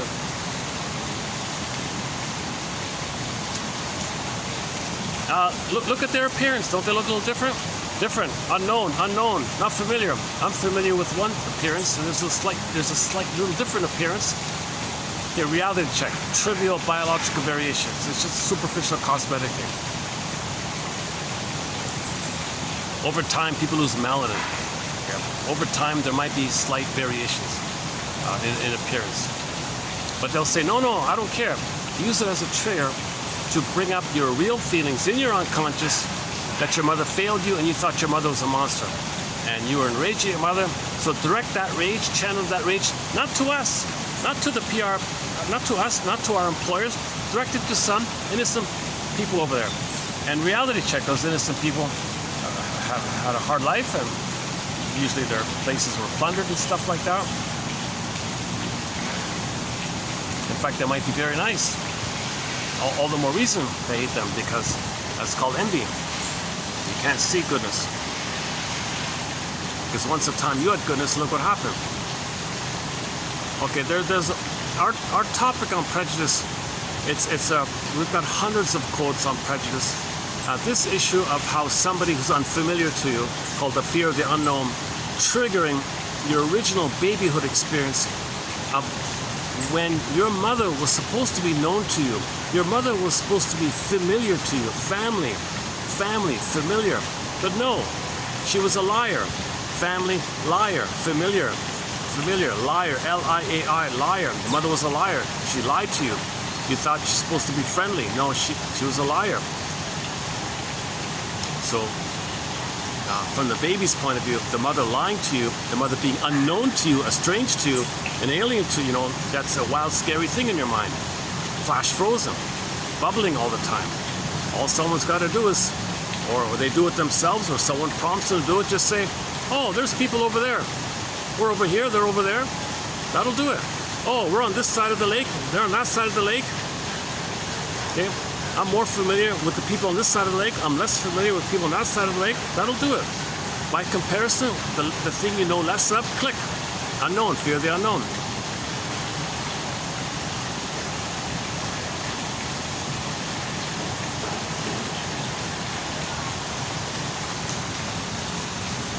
How are we doing here? Let me double check the time here, 1 second. We're still recording. Sometimes I get carried away. 65%, 420. Okay. Let's do the next definition here. So we did affect hunger, complex, emotional age, engram, fixation, integration, mental hygiene, scapegoating. Okay, what's the next one? Scapegoating is a device used by propagandists. That's K, is that right? Is that K Street? Is that right?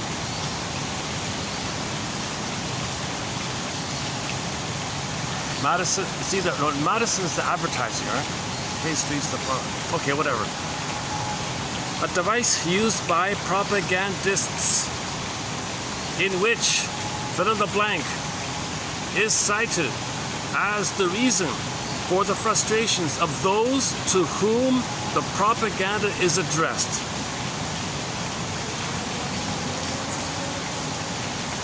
Oh, look how dumb we are, right? Look how dumb people are. Endless examples.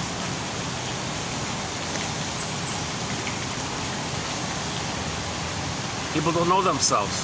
If you don't know yourself, you're very easily fooled into propaganda techniques if you don't know yourself. That's why schools don't want you to know yourself. They will promote fluffy, useless trivia, schizophrenic speakers, schizoidal speakers, just people who confuse you, but it sounds impressive. They might look handsome, they talk a lot, oh, you're impressive. Just red herring, just get you away. Just get you away from the good stuff. They won't promote Mel D. Faber. Mel D. Faber should have been a rock star. Mel D. Faber, the author of The Psychological Roots of Religious Belief. Masterson. Oh my goodness, he should have been president or something. The shadow ban. You don't even hear about these people. Burglar should be a household name, I think. Karen Horney should be a household name. Everybody should have Karen Horney's, at least one or two of her books.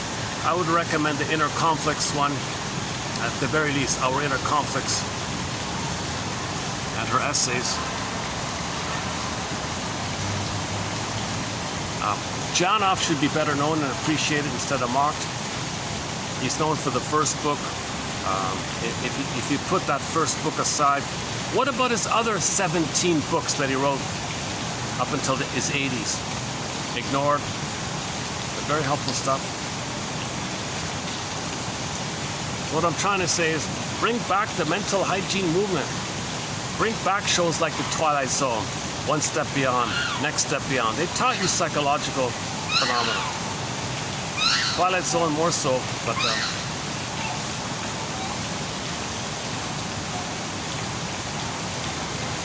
the next one here.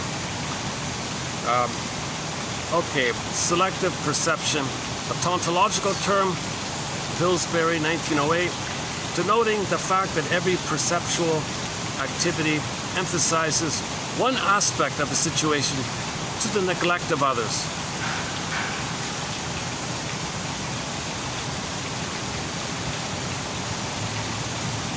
Oh, here's one for me. I included this on a personal note. Wandering speech. I've never heard that one. Wandering speech. So you'll notice that in my videos. I do wander a bit sometimes. I try to get back on track. I do sometimes wander. I know I stutter a fair bit. I got a lot of ums and ahs and self-corrections, little mistakes here and there. But included, that's part of my anxiety. Anxiety, a heightened emotional subjective state characterized by trepidation about events, either internal within the person or external within social, environmental, political, and relationships. Overstimulation of the automatic nervous system, which is involuntary, results in heart palpitations, sweating. Yes, my hand goes up when they say sweating. Hyperventilation with agitated thinking and sometimes agitated behavior. Okay, we'll come back to anxiety in a minute. Anxiety. Okay, wandering speech. Wandering speech is failure, means failure to keep to the point.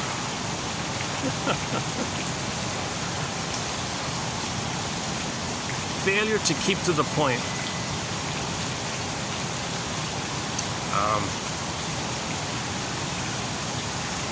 So you might go off on tangents, irrelevant topics, maybe some chance associations.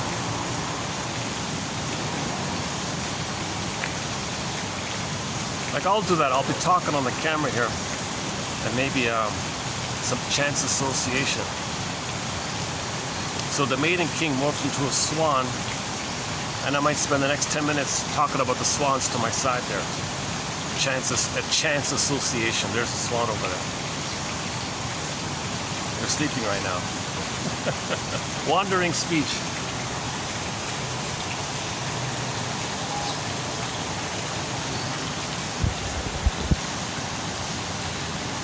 Oh, xenophobia.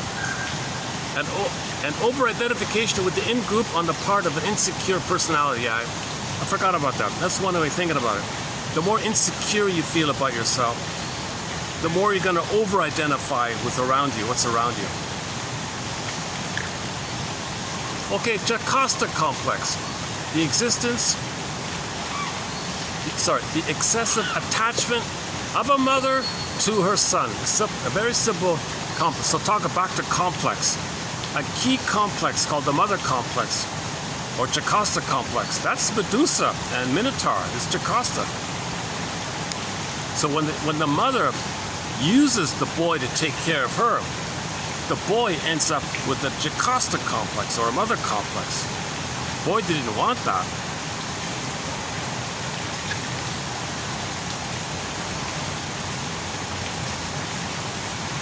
Okay, we talked about part object recently. Part object, an anatomical portion, which is the object of love. Breast, nipple, etc. Part object. So the baby's related to part of the mother, but from the baby's point of view, that part is everything. If there's a pollen there, and you transfer that part onto people later on, you can see the pollens. Everything or nothing. Your symbolic nipple, your symbolic breast, give me everything or nothing. Give me supply, and you think you own it, you think you're entitled to receive, you don't care about them. The baby's supposed to be angry at the nipple, and the mother provides love. So they'll be angry if people expect to be seen in a good way. That's called part object relating. When you're seeing people as symbolic breasts, symbolic part objects, okay, nipples and breasts, okay, you expect to be fed and dump your waste. The baby's allowed to be angry at the mother and receive her love. That's part object relating. They're not seeing you as a person. They're only seeing you in a utilitarian manner, that they own you, so to speak, or simply another way of saying it, they feel entitled to get from you. This entitlement complex, this simply called entitlement, another complex, the entitlement complex, narcissism.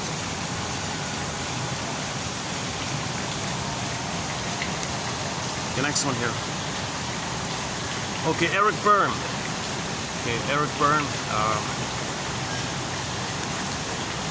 Yeah, he gets a lot of credit. He gets a lot of appreciation. Eric Berne. Okay, so his model is called TA, transactional analysis. In TA, games, quote unquote, games are psychological maneuvers by which the individual seeks, quote, affirmations, quote, strokes, quote, narcissistic supply, whatever you want to call it, through ulterior, indirect and unconscious transactions. Each person has learned through experience that asking for love, affect hunger, okay, resulted in rejection. Okay. So people who play these games, that Eric Berne lists all these games, right? If you're playing these games, that's the reflection of affect hunger. Each person has learned through experience that asking for positive affirmations, recognition for existing, and doing okay in the world has resulted in rejection, ranging from minor to major. So he has learned to be recognized negatively. It is like saying bad PR is better than no PR.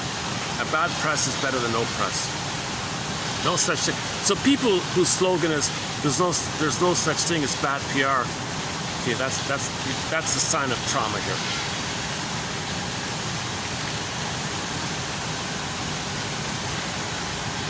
If a person's thrilled to be seen in a negative light, that's a reflection of what went down in the childhood time.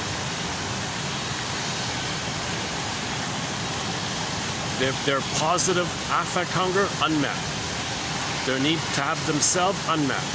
Their need to be okay with who they are, unmet. All they got was pain, the rejection. So that translates to bad PR is better than no PR. A bad press is better than no press. Because that's what he got with the mother. He only got rejection and pain with the mother. Later in life, he gets bad press. Oh, it's fine by me. Better than nothing. No such thing as bad PR. So that slogan, no such thing as bad PR, is a reflection of this kind of thing. Games, in this sense, are called psychological games. A replay of strategy from childhood that may no longer be appropriate, obviously. We hold on to these strategies and play them out unconsciously as we perceive them to be the only way of getting our childhood psychological needs met. The baby would rather be shouted at than be totally ignored. Think about the housewife who's ignored by the husband and she provokes a fight and he's shouting at her. She'll take it, kind of thing. Better than being ignored, kind of thing.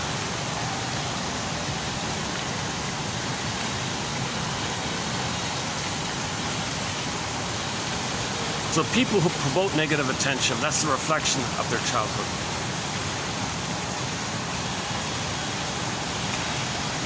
And they liberalized it. They think that pain is love. Oh, you're shouting at me, that means you love me. Whoa. Love and pain, hell is for children. Love and pain are the same. Once again, baby expects love, he gets pain. Oh, I was programmed to get love. I got pain, that means pain is love. Wow. That's called psychic masochism. The libidinalization of mother hurting you. You libidinalize it and think that's love. You can't know it, so to protect it, because you can't know it and you want to protect it, you do something on the side that you believe is the issue. And when you get the love is pain, you blame the thing you're doing on the side called the rescue station. The Confession to a Lesser Crime. Again, Burger's theory. About 2 years ago, we posted 15 of Burns' games, Gotcha and Chenille. What is it called again? I forgot already.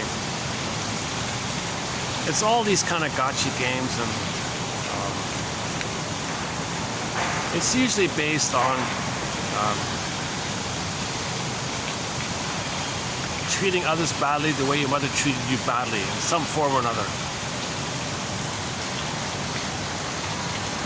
There can be passive-aggressive games. To tell you the truth, I forgot them. I gotta look it up again. My goodness. His book is not fun. His book is dry, kind of sad to read. I could never read that book. I could never really read that book of his. Best-selling book, sold 30 million copies, something like that.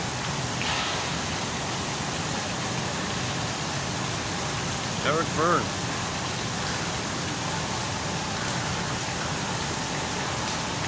So he catalogs the various infantile, childish ways we repeat the thing that happened in the past with others in the present, called a game. You get secondary benefit because mother did respond to you. So if you study these games, you get a clue to what went down between you and your mother. So that's his angle. He's a shrink. He's a medical doctor. He's a shrink himself, and he decided to teach psychoanalysis in a way that he thought might be accessible to the public with his famous book called Games People Play. And that song, Games People Play, was inspired by that book.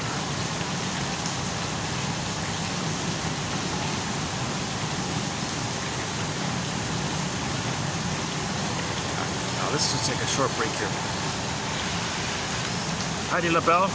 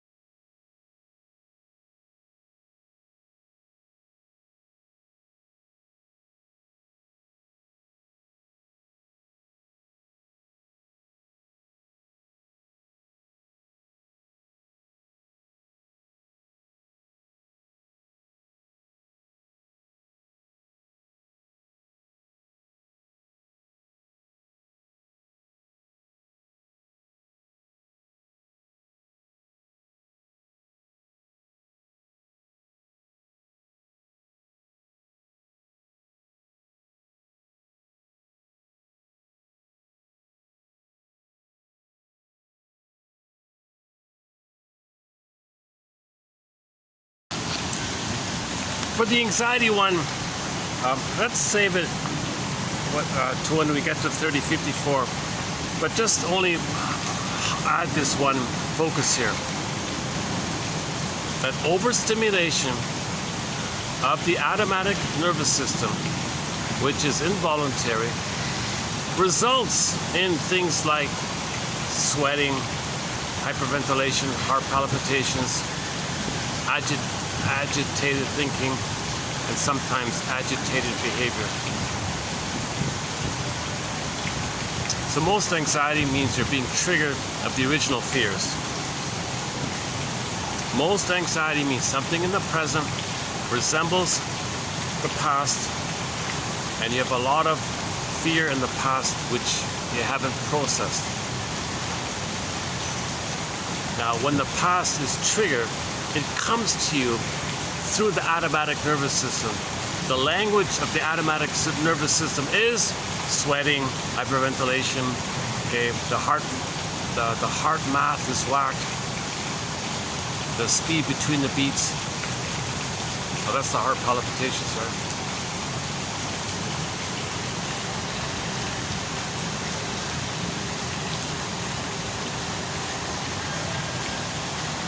By the systemic use of free association and the complexity of unconscious, by the systemic use of free association, the complexity of unconscious material is encouraged to surface to the light of awareness. This can bring about resolution of infantile conflicts. Again, consciousness is the healer. So how do we make the unconscious conscious? Free association, the fundamental rule, the basic rule. Just see if you can just relax and freely say what comes to mind. Stuff will come up. Notice when you resist. Talk about that. What were you feeling when you resisted it?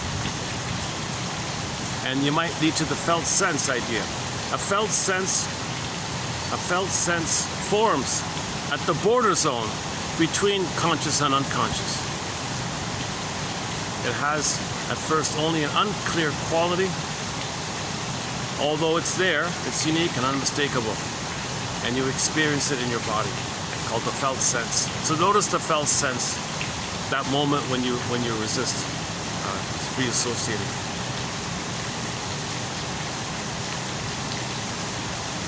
Yeah, I'm not familiar with eco-psychology, so here's the dictionary entry for it.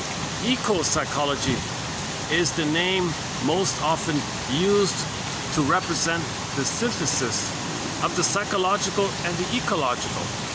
Okay? Sounds promising? At present, it is more a line of inquiry than a single psychotherapeutic methodology.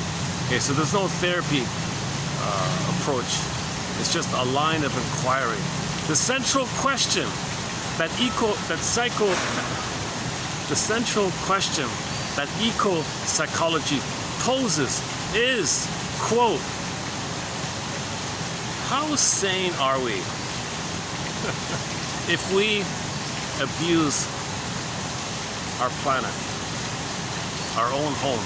How sane are we if we're destroying our own home?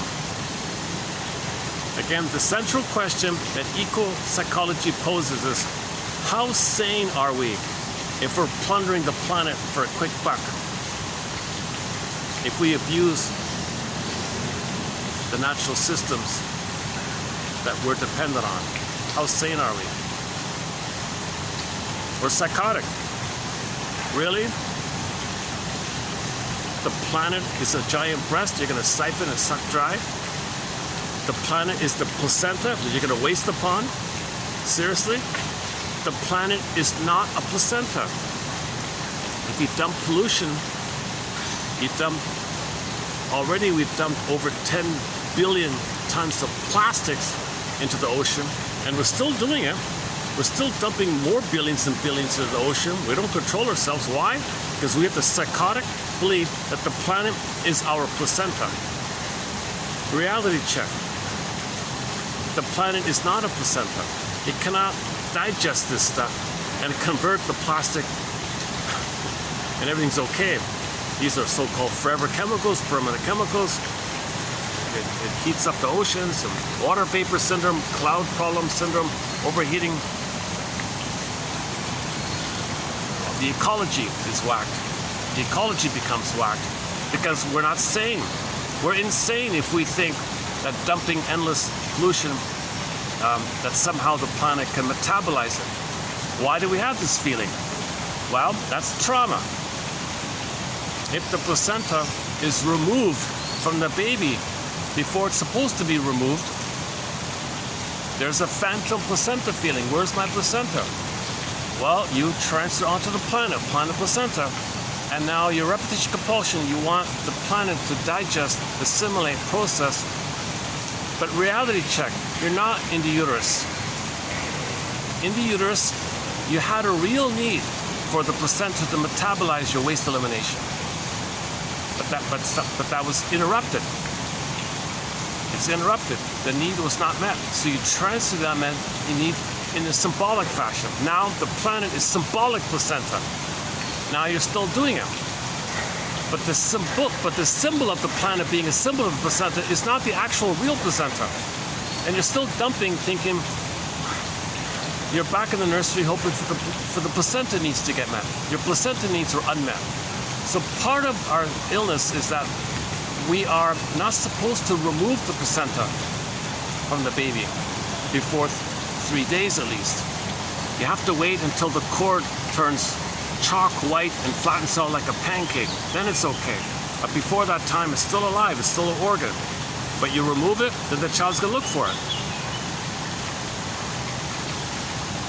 So he's gonna look for the feeding part, which was failed.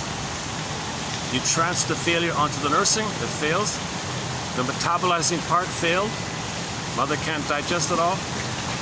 You transfer the problem with the cord of placenta to the mother. She'll do her best, whatever, I guess. Sometimes she compounds the problem, makes it worse. Most people have a problem here, especially if the cord and the placenta are removed from the child. In the last video, I made a big deal about this topic. I even suggested maybe we should even just say it's illegal. You're not allowed to touch. Bring in back to Twilight Zone. The mother should bring in the Doberman pincher. Train the Doberman pincher. If that guy called the gynecologist tries to sever the cord, Doberman pincher, you're allowed to charge at him. Okay, you gotta protect the baby. You cannot, it's a crime. You cannot remove the placenta and the cord from the baby. There's a very emotional episode in the Twilight Zone about a Doberman pinscher protecting a woman from the abusive husband. So I just want to borrow that image to emphasize that it's immoral and unethical to remove the cord of placenta. My added point is make it illegal then. Make it clear, make it official. You cannot remove the placenta and the cord prior to when the cord turns chalk white and flattens like a pancake. Around 3 days, I think. If the cord is still pulsating, if you still see any color in the cord, reddish, bluish, light blue, light red, pink, if you see any kind of color in the cord, if the cord is still roundish, no, you cannot touch it. You got to leave it alone. The cord, the placenta can go into a bowl. The bowl can sit on the bed beside the mother. You can put a lid over the bowl, allowing a space for the cord, and the cord's still attached. Give the baby some time to preserve the continuity, to make the transition from the water world to the land world. Let the baby get used to the new world, the land world. Give him a couple of days, then the cord, then nature decides it. Nature will say, all right, you're good. The cord and placenta can fall off on their own accord. But if we're sick and remove it, you see, the theory is we removed it to create flying monkeys to pillage and plunder. And why do we do that? Well, we mismanaged ourselves with our discoveries 10,000 years ago, village to pillage. So to get back on track, to heal ourselves, that's one suggestion on behalf of this channel. Leave the cord, leave the placenta. Listen to the indigenous people who've been saying this for thousands of years. It's called the lotus birth. Lotus. Okay. Flower, stem, pod. That beautiful flower, the lotus flower in the water, it's got a stem, it's got a pod. Don't you want a beautiful baby? Leave the cord, leave the placenta. Have a poster on the wall that shows the two intact. Flower, placenta, cord. Flower, stem, pod, baby, placenta, cord. Keep it side, or superimpose it. Have it overlapped or something, or side by side. Make it clear. Every delivery room, every room should have that. Make it clear. And no one is allowed to remove the placenta. In the 1 in a billion chance the doctor thinks he's got to operate, then you leave the cord. All the more reason to leave the cord in the placenta, because he needs all the support he gets. The operation should be done with the baby on the mother's belly. At least the baby has the support of the cord, the placenta, and the mother's skin to skin. Give him all the support he can. This is a 1 in a billion kind of thing anyways. So all the more reason to leave the cord in the placenta. There really should be no excuse. I don't know if anyone can think of any legitimate excuse to sever the cord in the placenta.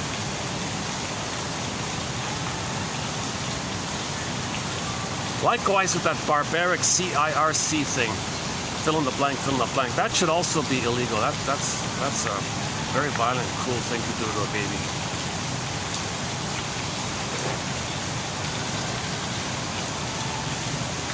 Yeah, okay, so when there's a problem,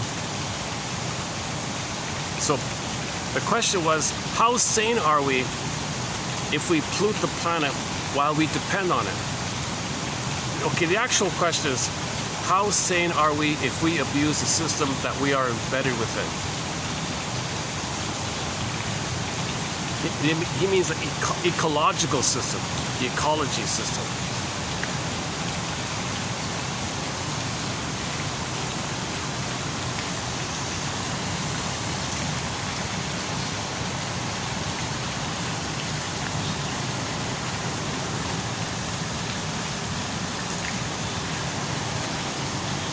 Eco-psychology. Okay, play the song Diese Welt by Katja Epstein. Well, that's copyright, I can't play it, right? Katja Epstein has a song called Diese Welt, meaning our world, and her basic line in there is you know, this is our home, this is our world. It may be just this one little rock in the universe, but it's our little rock, it's our speck of dust. So what do we want for our children, she sings? Do we want our children to play happily on the beach? Or do we want them to have to step on and walk around dead, rotting seals, dolphins, fish, swarms of fish, and dead whales and dead seals and dead dolphins? Is that what we want for our children, really? It's our world. Isabel. To appreciate that we're from this earth, somebody said, well, we're 70% salt water, the earth is 70% salt water. Just use that if it helps. I read the conclusion. I read the last sentence of this massive, mammoth, multi-thousand page thing that some famous top scientist wrote. The last sentence, he was a NASA guy, he quit to study science and all this, climate and all this. He studied the ecology and the environment. It's beyond me. I didn't study science. But you know what the last sentence was from one of the top scientists in the world? The last sentence of this multi-thousand lifelong study of this guy: treat the earth at least as well as you treat yourself. Now, he came up with a psychological, psychoanalytic conclusion. He's not a shrink, but his scientific mind ended up with a shrink-like comment. Treat the earth at least as well as you treat yourself, because if you're mindful towards yourself, then you'll be mindful towards the planet like that.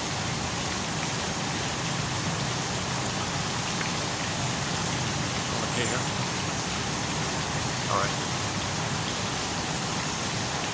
Maybe let's check the time.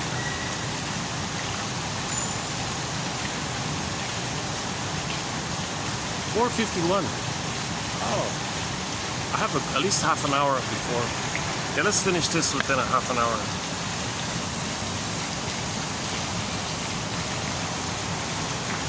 Oh, I see the honeymoon is in front of me, but they're not drinking mead. I don't think this restaurant sells mead. They have to bring their own honey wine.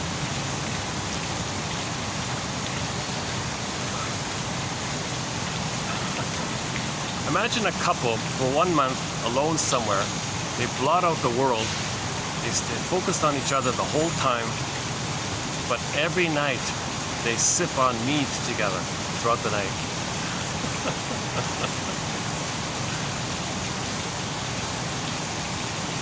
honeymoon, and for 1 month, the moon. So honey is the mead, and 1 month is the moon, honeymoon. And that's before getting married. Right?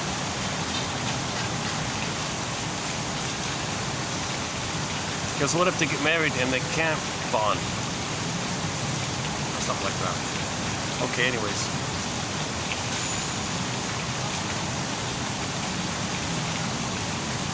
Okay, we then enter Carl Sagan's clip called A Reassuring Fable.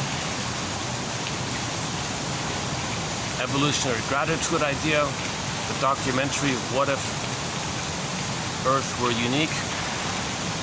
Like what if there's only one speck of dust that's the right distance from the sun? Not too close, not too far, not too hot, not too cold. Let's have some gratitude here a little bit for this unique situation. Only one hominid grew the cortex. It took us millions of years to do so. Let's have some appreciation. Earth family, human family, Ubuntu.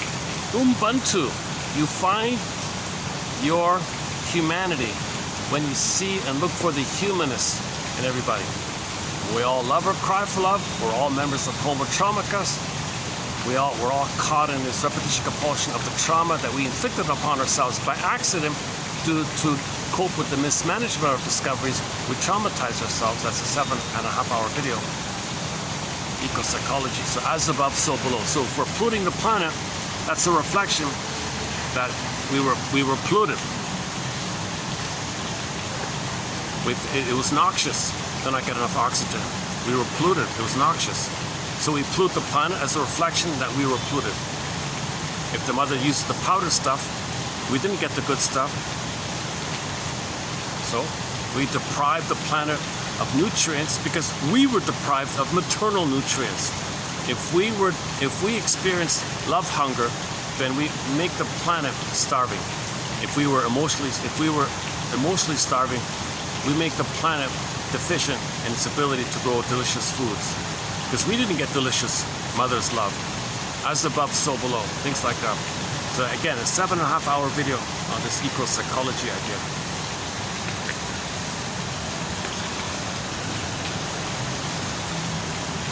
Okay, there, back to this phrase here. To play. I've never used this phrase, devil's advocate. I want to experiment with you here. To play devil's advocate is to be a friendly adversary. Challenging and testing opinions, judgments, ideas, or plans, giving them a rattle and shake to help them become more watertight.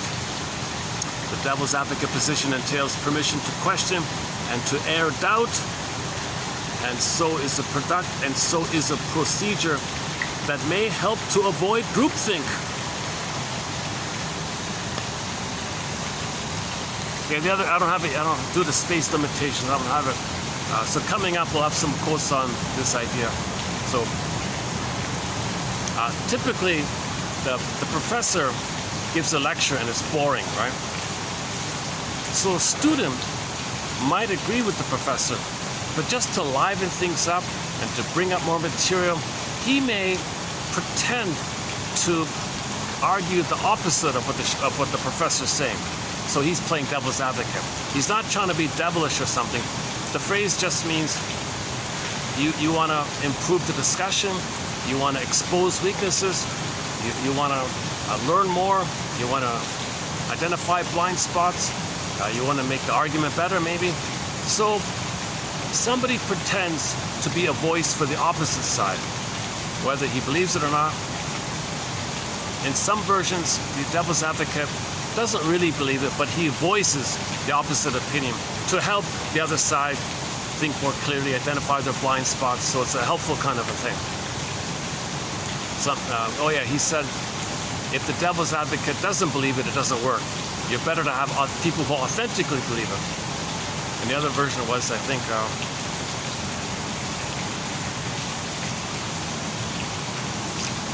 somebody doesn't believe it, but they want to present that they believe it. So the other people believe that they believe it, but they don't believe it. But others might believe they're the opposition to fool others or something. So there's various branches of it. I just discovered this phrase. So the point is, we might need to be our own devil's advocate. We might need to identify and confront our rationalizations.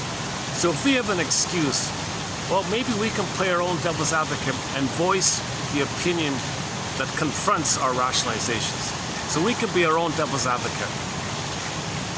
It helps the system, it helps the person, it helps the overall thing. So you want to get the other side. In other words, you've got to get the other side of the coin and find some kind of harmonious balance or something. It's not meant to be either or, it's not meant to be adversarial, it's not meant to be hurtful like that. Although the phrase implies that, right? I mean, the very fact of using the word devil right off the bat implies a negative thing. But the phrase in general, and you'll notice that people will say, well, I just want to play devil's advocate here, what about this? So he's trying to be helpful. He's just trying to be helpful like that. He's not really against you. It's you're missing something. Sir, teacher, professor, you know, if I may, I'd like to play devil's advocate just for a moment. What about this?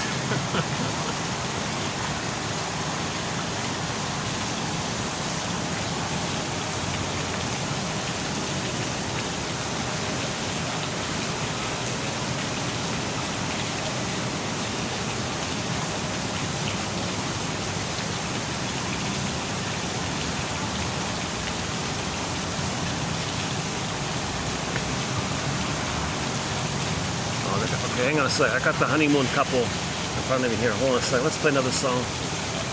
Oh, since we've got a honeymoon couple here, why don't we play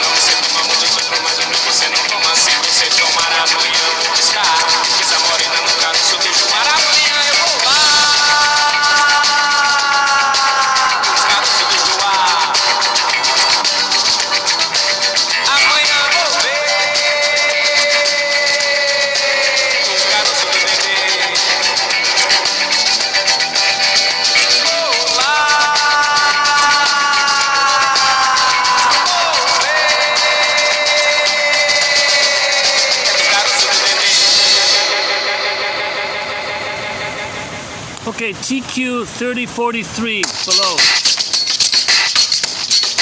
While visiting a fashionable French gambling resort, and after having gone several times to the casino, he paid a social call on the manager of that establishment, to whom he had a letter of introduction. After an exchange of amenities, the manager asked whether he had visited the casino. Of course, was the answer.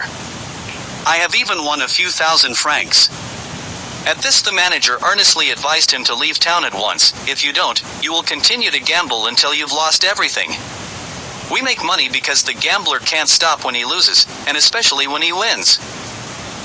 In 5 minutes I accumulated 400 gold pieces at roulette. I should have left at that moment, but a strange feeling came over me to challenge fate. It was the wish to give fate a punch in the nose and show her my tongue. Dostoevski. Unknowingly, the gambler is still, as an adult, fighting the educational rules with pseudo-aggressive weapons. Inwardly he delivers a soliloquy, directed at his upbringers, which might be phrased somewhat as follows: all your talk about normal conduct was pretty hypocritical, wasn't it? Look around you. Work leads to success? Logic and consistency are reliable guideposts? Well, at the gambling table, at the racetrack, and on the stock exchange, millions of dollars change hands every day, and people get rich without work. Chance is the important thing. I've got no use for all your ridiculous normal rules of conduct. It is exactly this rebellion against educational commands which made Dostoevsky intuitively put into the mouth of his gambler the words, "It was the wish to give fate a punch in the nose and show her my tongue." The gesture and the language used to express it are relics of the nursery, where the trouble started. The mysterious thrill in gambling, which, as honest gamblers admit, is even more exciting than the hope of winning. That thrill is, according to the same honest gamblers, difficult to describe. One patient described it as pleasurable painful tension. I subsequently submitted this formulation to a series of patients who were addicts of gambling and found that most of them confirmed its accuracy. It was interesting to observe, in this connection, the mixture of surprise and hesitation with which these patients reacted to being asked to check on their feelings.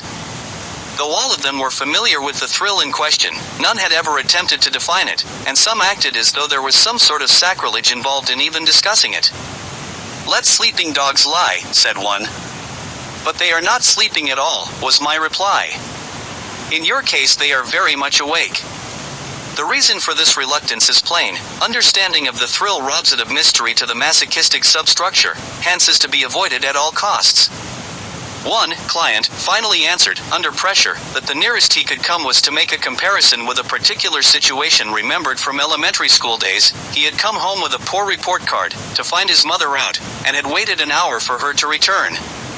That hour of waiting, knowing I was going to receive the usual spanking, produced in me a feeling of terror, and some kind of elation. This recollection contains an elaboration of the elation and terror experienced in the gambler's thrill. The elation corresponds in more superficial, though also unconscious, layers to the lesser crime of pseudo-aggression. The gambler oversteps educational commands. It is shifted to that point as an admission of the lesser crime, though genetically it belongs to the real crime of masochistic pleasure. The case of the gambler may be stated as follows: having become stabilized on the rejection level as the end result of his specific infantile conflict, he reenacts in his gambling the whole rigmarole of his wishes in defense. The unconscious wish, "I want to be refused," is counteracted by severe inner guilt. To assuage the latter, the mechanical gambling device and its animate substitutes become unconsciously identified with the infantile prototypes. These must, by their unjust and refusing behavior, feed the alibi, "I am just the innocent victim." Losses provide the necessary proof of the alibi. Hence my conviction that the gambler, unconsciously, wants to lose. In the long run he always loses. To formulate it another way, the gambler risks good money for the bogus coin of his inner wishes and defenses. Since no exchange rate exists between inner and outer reality, he takes monetary losses as part payment for his happiness and unhappiness. You're so afraid of being honest with yourself. You'd better take a look inside your head. Every day seems much harder telling right from wrong. You've got to read between the lines. Fight the good fight. Song, "Fight the Good Fight" by Triumph. So that last one is a lyric from the song Fight the Good Fight. So he means self-awareness, self-knowledge. That's the good fight. Fight the good fight. Be honest with yourself. Better take a look inside yourself. You're so afraid of being honest with yourself, you'd better take a look inside your mind. That's called fighting the good fight. So self-honesty, self-scrutinize. You scrutinize your life. You confront your rationalizations. You analyze yourself, know yourself. That's fighting the good fight, he said. You know, I just realized, just discovered something, that maybe I can play music in the background when this is read out. Let's play let's find some soft music. Let's try that again with some ambient, or reflections. What about reflections? Yeah, okay. Okay, let's play Reflections by Sona Jabarte. And let's change the voice. They've got a male and female option here.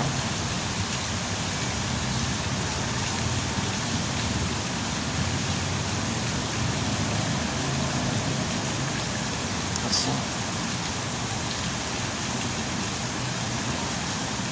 While visiting a fashionable French gambling resort, and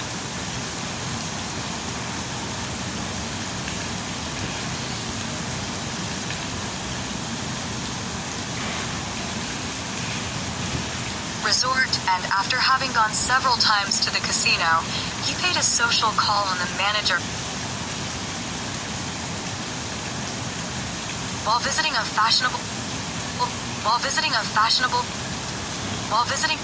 Okay, while visiting. Okay, let's try this again with the female readout voice. And Sona Jabarte's instrumental song called Reflections. Let's see how this works.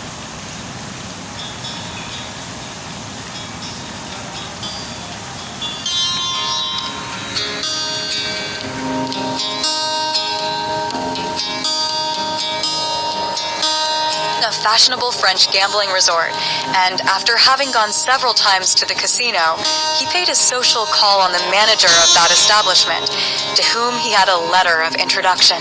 After an exchange of amenities, the manager asked whether he had visited the casino. Of course, was the answer. I have even won a few thousand francs. At this, the manager earnestly advised him to leave town at once. If you don't, you will continue to gamble until you've lost everything. We make money because the gambler can't stop when he loses, and especially when he wins. In 5 minutes I accumulated 400 gold pieces at roulette. I should have left at that moment, but a strange feeling came over me to challenge fate. It was the wish to give fate a punch in the nose and show her my tongue. Dostoevski. Unknowingly, the gambler is still, as an adult, fighting the educational rules with pseudo-aggressive weapons.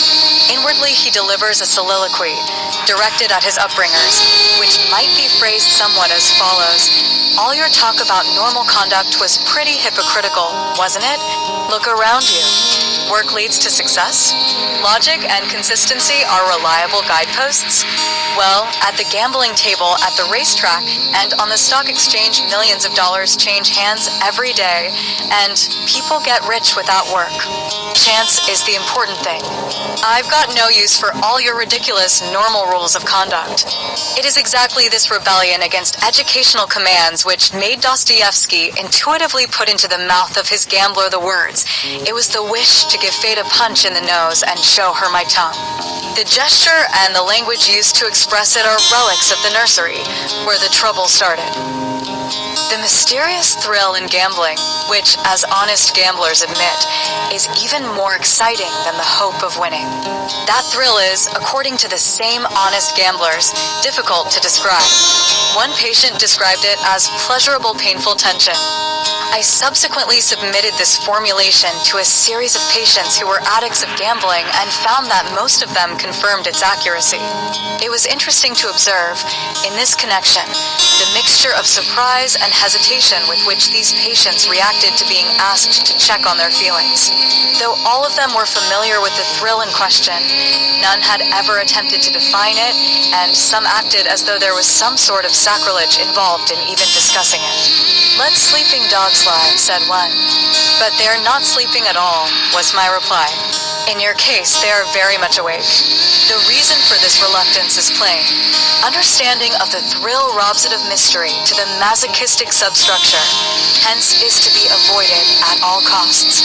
One client finally answered under pressure that the nearest he could come was to make a comparison with a particular situation remembered from elementary school days. He had come home with a poor report card to find his mother out, and had waited an hour for her to return. That hour of waiting, knowing I was going to receive the usual spanking, produced in me a feeling of terror and some kind of elation.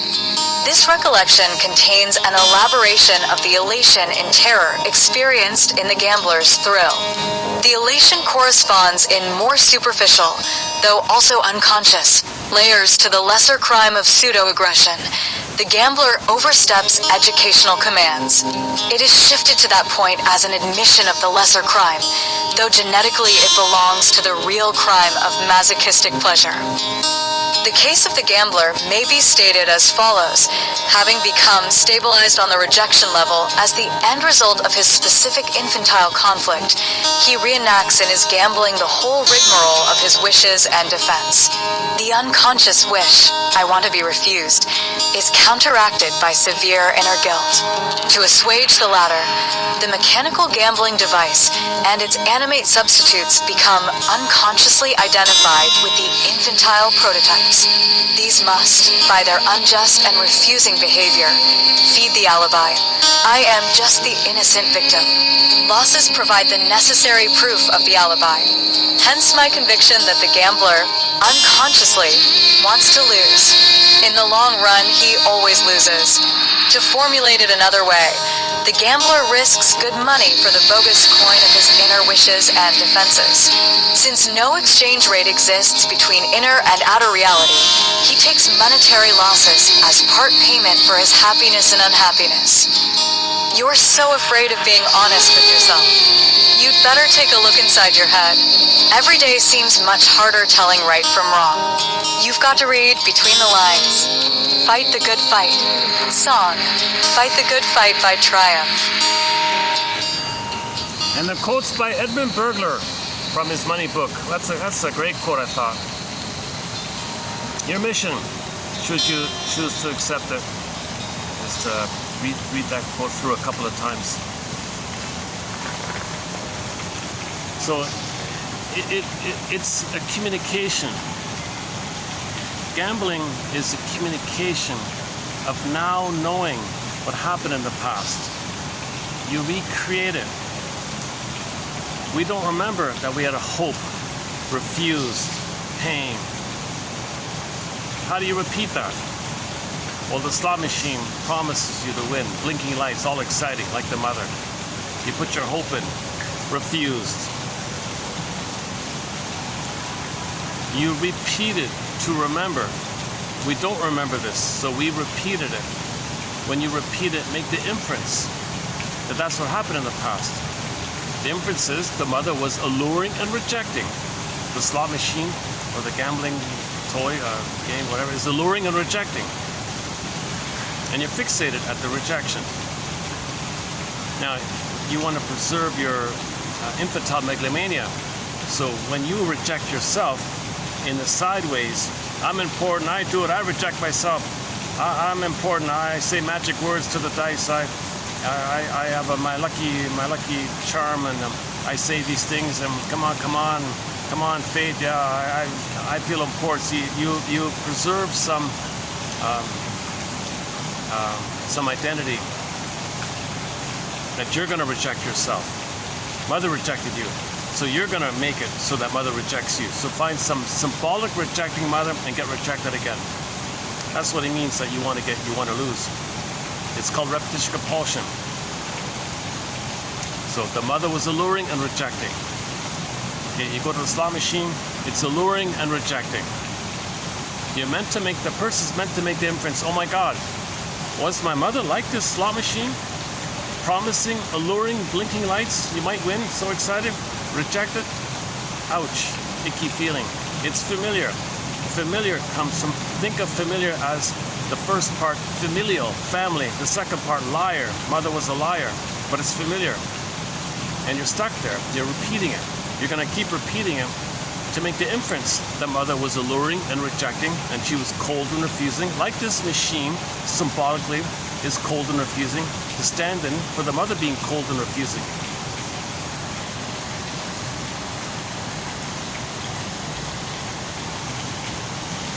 Okay, we're not talking about the occasional social company function or a little thing like that. We're talking about people who are really kind of into this kind of thing. So the casino is mother. The games are mini mothers, whatever. And you're gonna find out. You're trying to find out what went down between you and your mother. So go to symbolic mother and recreate what happened. It's all set up for that. You're set up to lose. They enter the pigeon phenomena, where occasionally they give you a crumb that keeps you pecking away, but you're going to lose anyways. That's why at the beginning he said, the friend said to the friend's son, "Oh, you want some money? Get out of here. Go, go."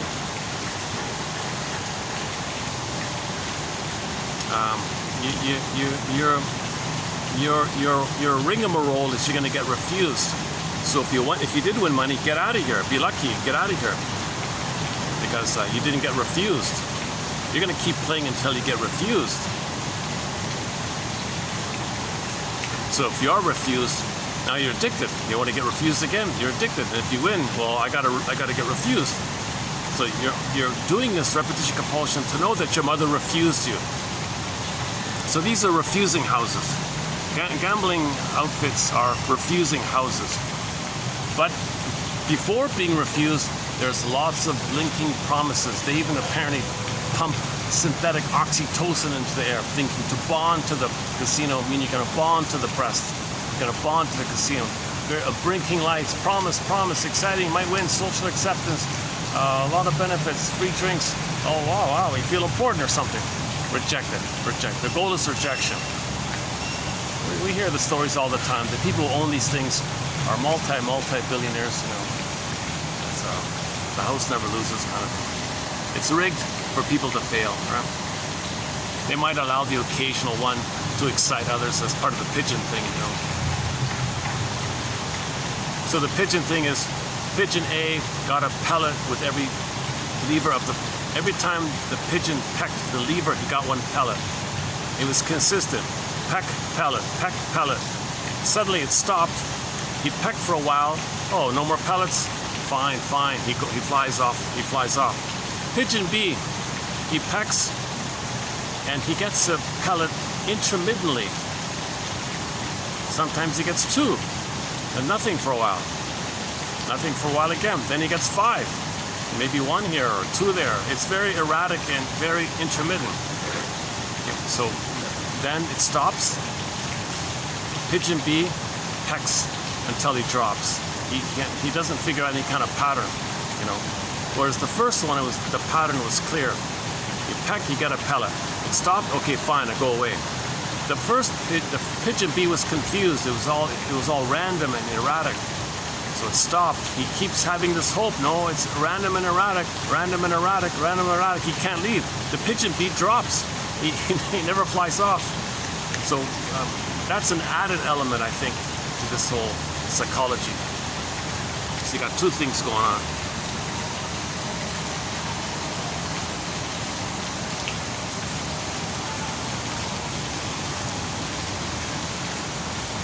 So mother refused you. You go to the slot machine. No, I'm going to win this time. I'm going to be important. I'm going to win. I'm going to say magic words. I'm going to win.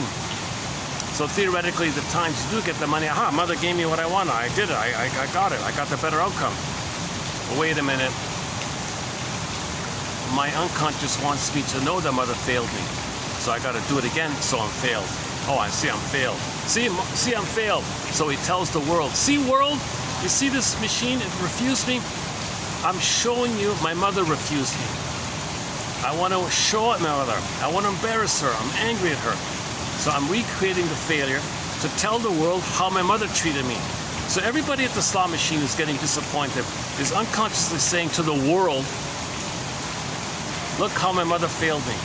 I'm repeating it to show you and myself that I was failed. He's fixated at being failed. He's fixated at affect hunger. The baby had affect hunger. It failed. Go to the slot machine. Hunger, hunger, failed. So the only way out of this is the light of consciousness, interpretation. Make the inference. Then you got some options. Oh my God, you mean I'm doing this? Nonsense, because I'm trying to know my mother failed me. So I drive all the way to the casino to put my money in so I can get failed. I'm recreating the thing in the nursery so I can know what happened in the nursery. So I can process it and go on the journey of understanding why my mother failed me. Why did she betray me? Why did she allure me, entice me, and reject me? Why did she do these things? What would make her do such a thing? Let's get her story. Let's identify that she's a traumatized woman, and that's what happened to her.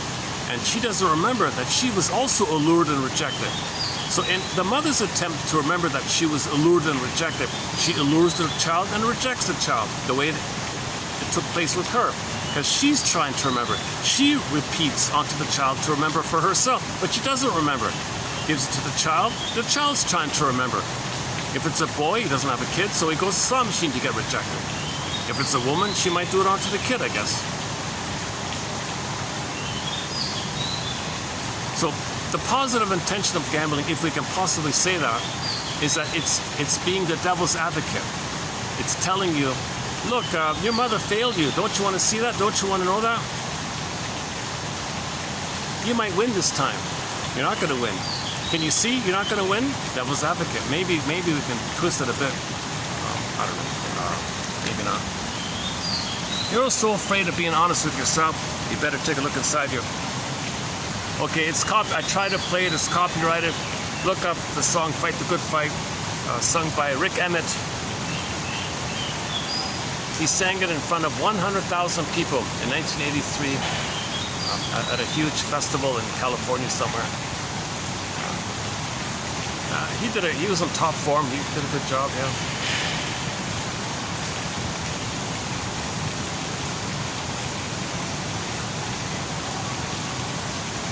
Should we run through this quickly? While visiting a fashionable French gambling resort, and after having gone several times to the casino, he paid a social call on the manager of that establishment, to whom he had a letter of introduction. Okay, so obviously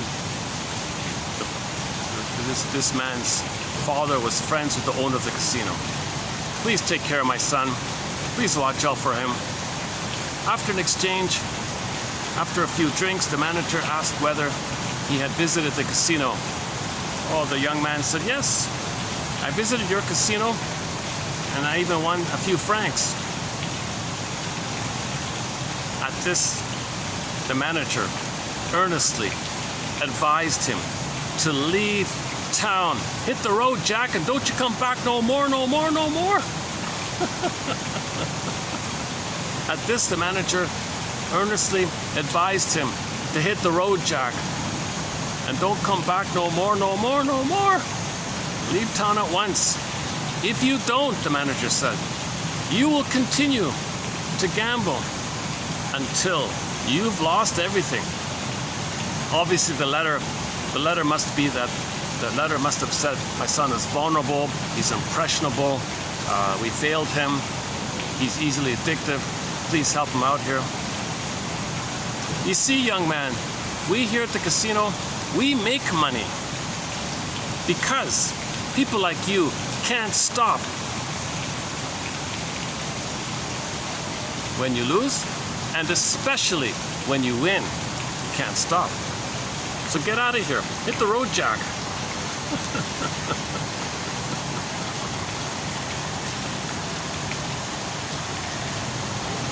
That's called tough love, right? Hit the road, Jack. Get out of here. It's no good for you. Okay, burglar quotes Dostoevski in his famous novel called The Gambler. So in the novel it says here, in 5 minutes, I accumulated 400 gold pieces at the roulette table. The man says, I should have left at that moment, but a strange feeling came over me to challenge fate, mother.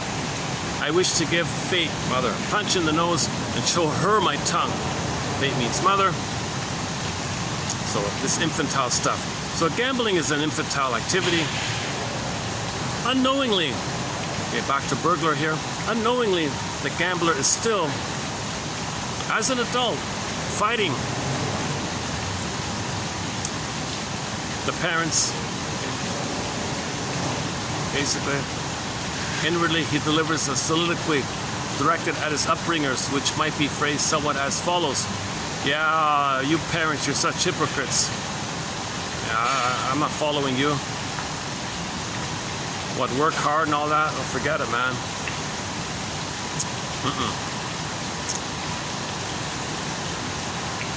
Look, people get rich at the gambling table. People engage in the plunder system and they make money plundering the planet, creating poverty. People make money.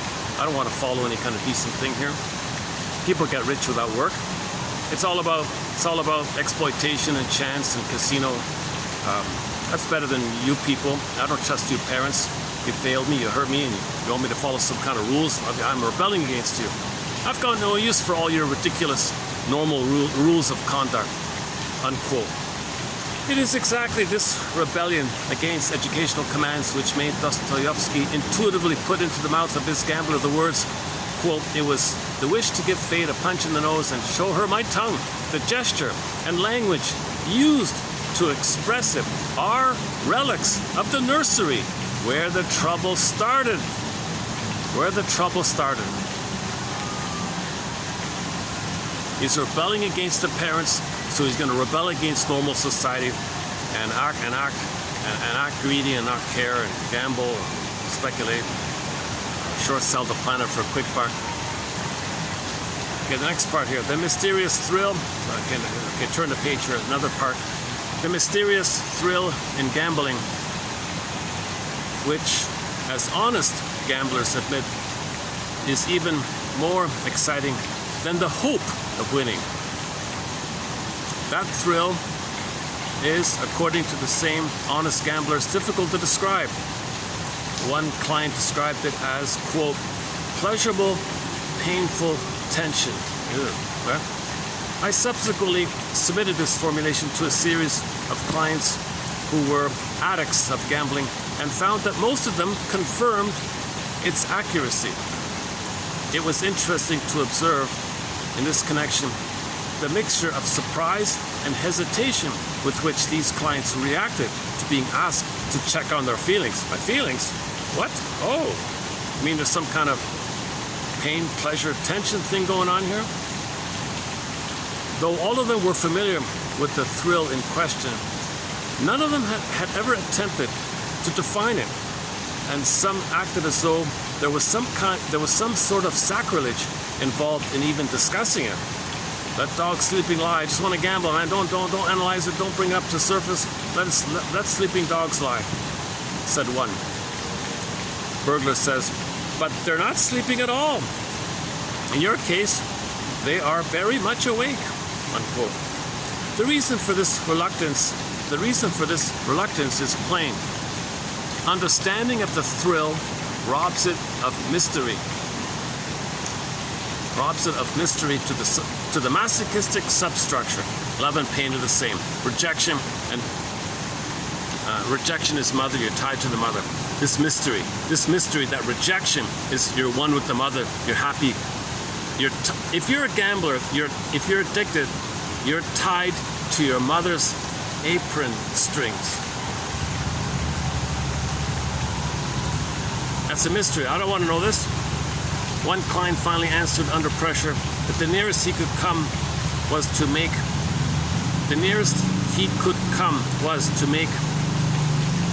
a comparison. So, okay, one person said, okay, I think I can make a comparison to what you're talking about. Mr. Burglar, I think I understand what you're talking about. I remember when I was a child, elementary school days. I came home with a poor report card, and I was going to show my mother. She wasn't around, so I waited for her to come back home.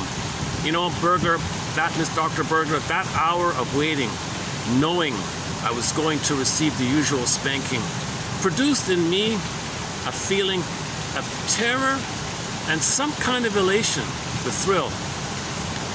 Okay, unquote. This recollection contains an elaboration of the elation and terror, okay, pleasure and displeasure, psychic masochism.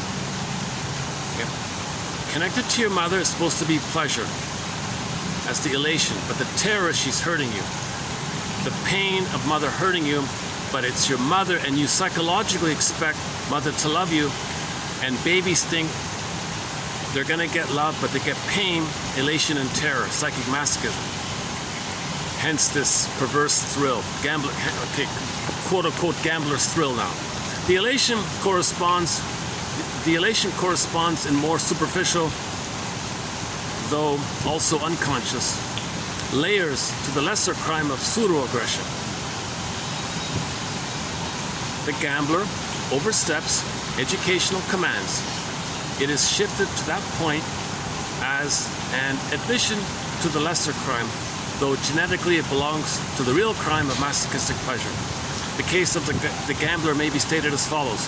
Having become stabilized on the rejection level as the end result of this specific infantile conflict, he reenacts his gambling.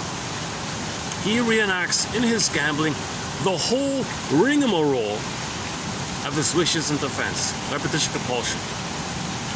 That's his confession to a lesser crime. He's going to reenact it. He's going to make it happen.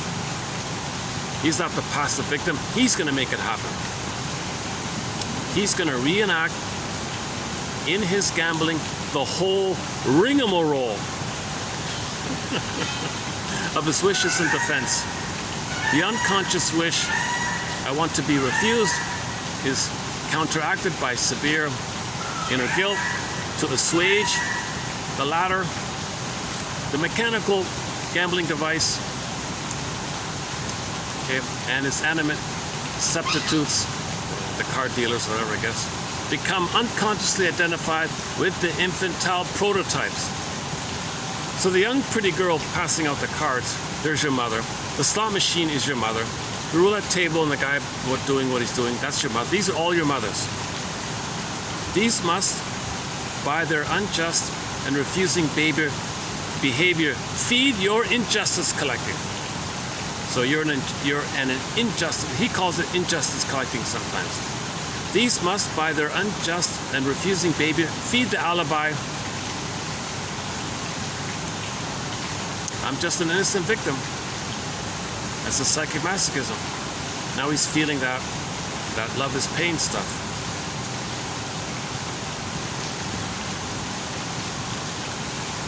That's what he's after. He's after the feeling that he's just an innocent victim. The baby was an innocent victim, so he recreates it. Losses provide the necessary proof of this alibi. Hence my conviction that the gambler unconsciously wants to lose. In the long run, he always loses. To put it another way, the gambler risks good money for the bogus coin of his inner wishes and defenses.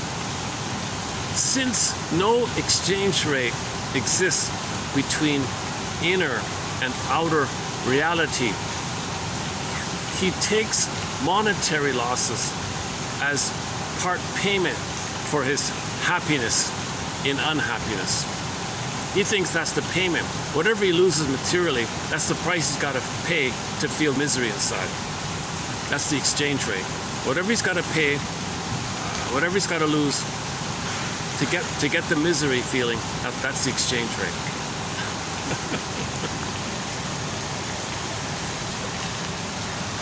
Reflections. These are all reflections. No perfect answer here. This comes from Burglar's 1951 book called The Money Book. He's also got a separate book called The Psychology of Gambling.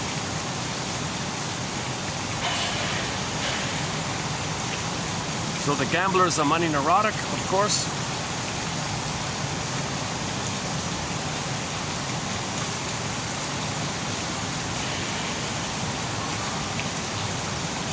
It's infantile. You're going to lose, but you feel important. They want to make it socially acceptable. They want to present it. It's okay. It's okay. It's a harmless little fun.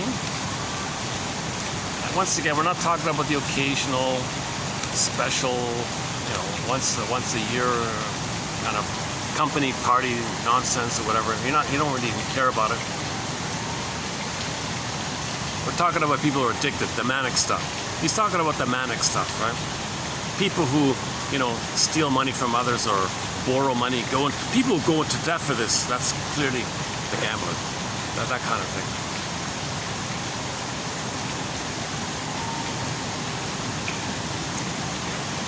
You see, maybe that's why burglar is shadow banned, because if people read about the psychology of gambling, maybe fewer people will go to the gambling place. Now, the people who own the gambling place want many people to come in. So ban burglars' books to block enlightenment, block self-awareness, keep people dumb so they go in. Psychoanalysis is part of the innate drive for healing.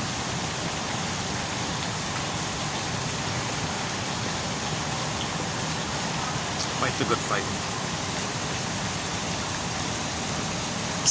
The good fight means self-awareness, understanding. He means search for understanding. That's fight the good fight. That's the real good fight. The true hero is the person who goes into the labyrinth. Okay, Theseus goes into the labyrinth. Perseus faces Medusa. Odysseus faces those maternal voices. Finds his home.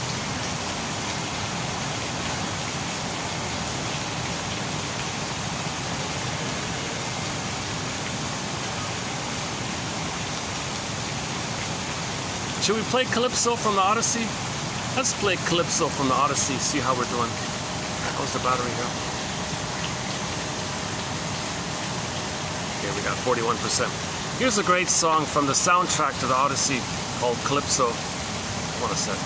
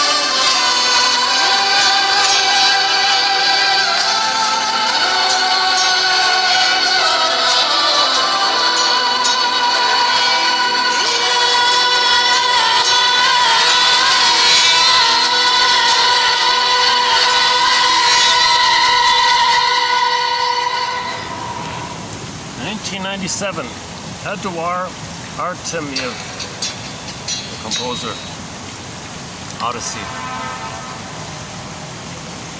I think Vanessa Williams, the supermodel, played Calypso on the island. But the metaphor means a person is facing the tempting voice of the mother. It's coming up, where the mother says, "I'm your everything. Stay with me. You don't have to be yourself. I'll give you what you want." A very alluring kind of promise reflected in that scene. The metaphor is the voice of the mother saying that to the child, because the mother is invested to have to use the kid to meet her needs. So she allures the child like that. Odysseus says, "No, I'm sorry. I want to find my home." Why? I'm a beautiful woman on an island. Don't you want to be with me on a super island? So the metaphor means that mother's voice was very alluring, like that image. So that image of Vanessa, I mean, in practical terms, what man would refuse to live alone on an island with Vanessa Williams or something like that, right? So they somehow wanted to convey the allurement of it. What could be more alluring to be alone on a beautiful island with the most beautiful supermodel in the world, or whatever it is? I don't know. But that's not literal, right? It's a reflection. It's a symbol of the inner experience, where in the mind there was some very sweet, alluring promise to stay at that spot with the mother. He said, "No, I want to leave you. I want to separate from you." Why? Just stay with me. I'll take care of you. And some others say that to their children. We had one quote where the mother, she saw the kid trying to do some homework. She smashed the homework and threw the papers across the table. "Don't do that homework. I'm your everything. You need something, you come to me. You have any questions, you come to me. I'll answer your questions. No homework for you. You come to me."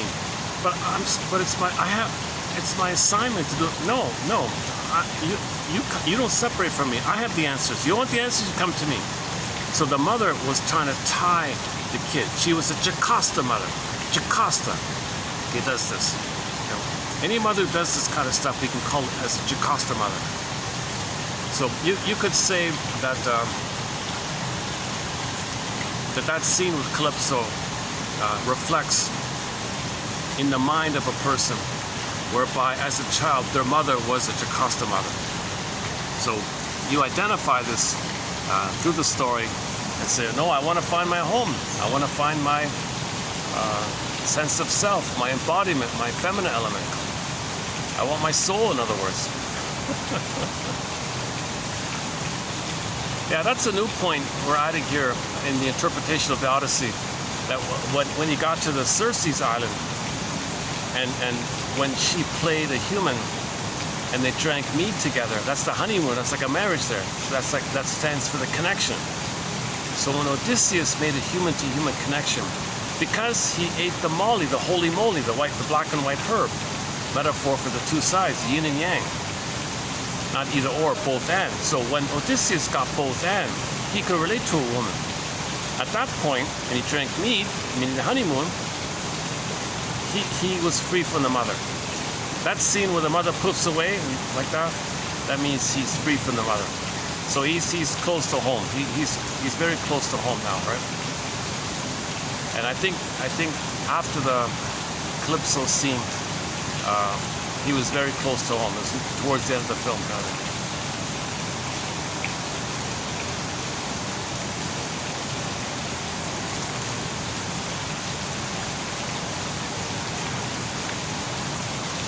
Okay, let's see what's coming up.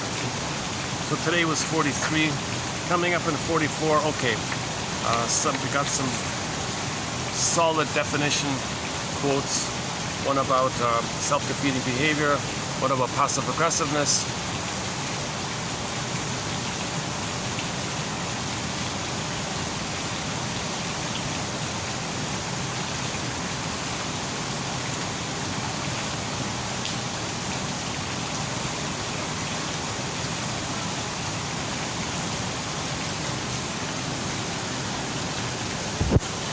Okay, some other phrases.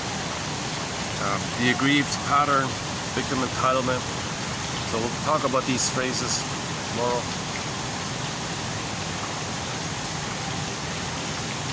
Oh, some more definitions. Yeah, a few more definitions of terms.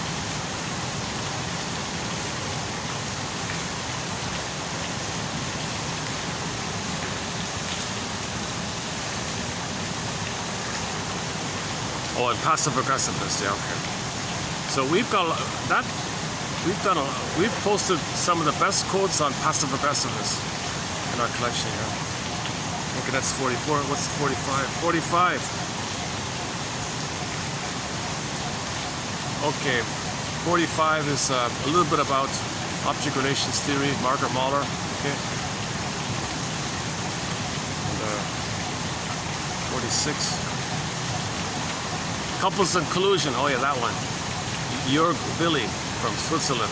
He's got a famous book called Couples and Collusion. A few quotes from that. One about narcissists, okay.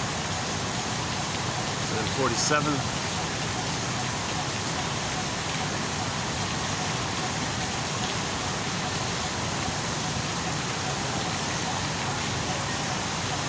How do you think your overall experiences with your parents have affected your adult personality? That's some question from a questionnaire. Okay, your mission, should you choose to accept it, submitted for your approval, is to go to TQ 3047, go to the last quote posted there, and answer that question. Submitted for your approval, submitted for your consideration, should you choose to accept it. TQ 3047 at the very end there. It begins with in general. In general, how do you think your overall experiences with your parents have affected your adult personality? Yeah, so that's your mission.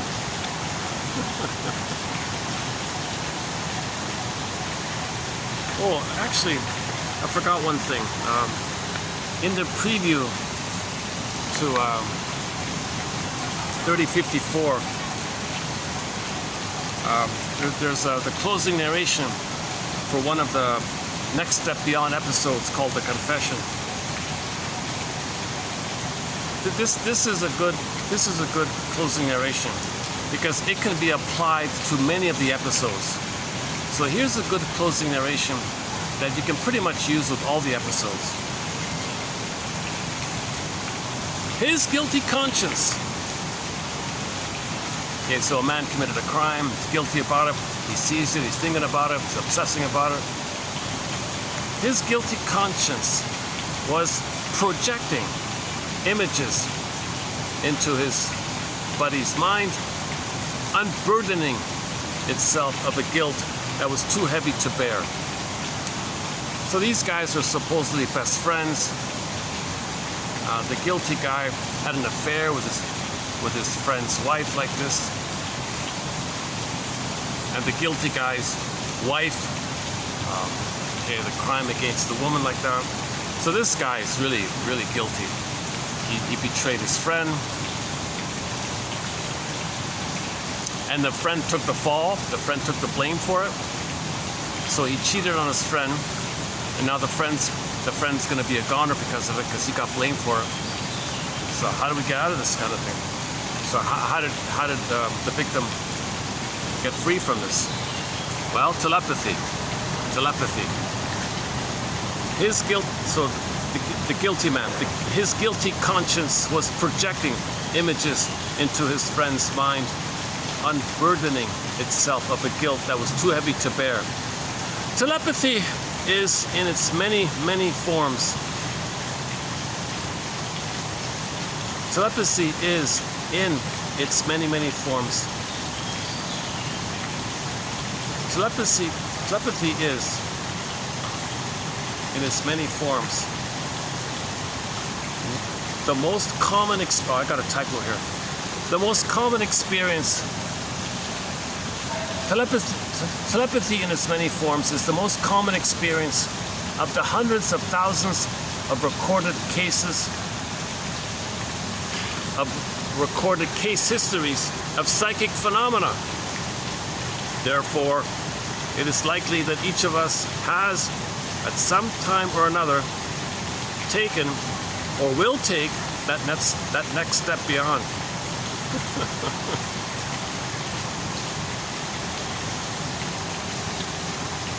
If two people are very close, and they're very, very close, and person A, let's say, is bothered by something, person B may pick it up. He may pick up the images. He may get little flashes or something called telepathy. And that's what saved him. He saw it like that. Very similar to the Chad story, Chad Cunningham, the police officer. There was a police officer episode, very similar to this, where he talked to a witness. The witness saw something, but he doesn't remember. So, akin to hypnosis, Chad there would interact with him, and he could kind of like do some kind of a psychic teleportation or something. He could fuse with that person, pick up the images in the other person's mind, and he'd receive the images. He'd be in this little trance-like thing. He'd pick up stuff from the other person's unconscious. He'd pick up a pen and would draw what he saw. He'd show the paint. Is that the guy? Oh my God! How'd you know? Yes, that's the guy. I remember now. How did you know? You never saw him. How'd you know? So he had that ability to do telepathy.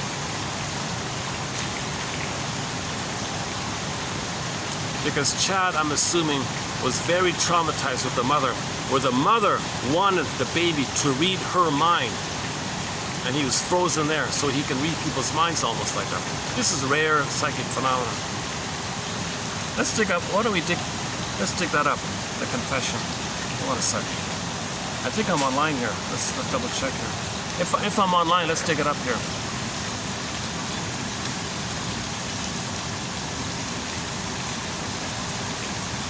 Next step beyond, okay, next step beyond. Hold on, next step beyond confession. Hold on a second.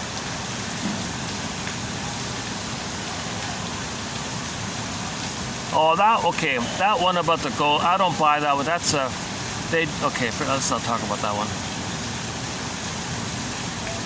Oh, here, confession, okay. Let me just take it to the closing narration.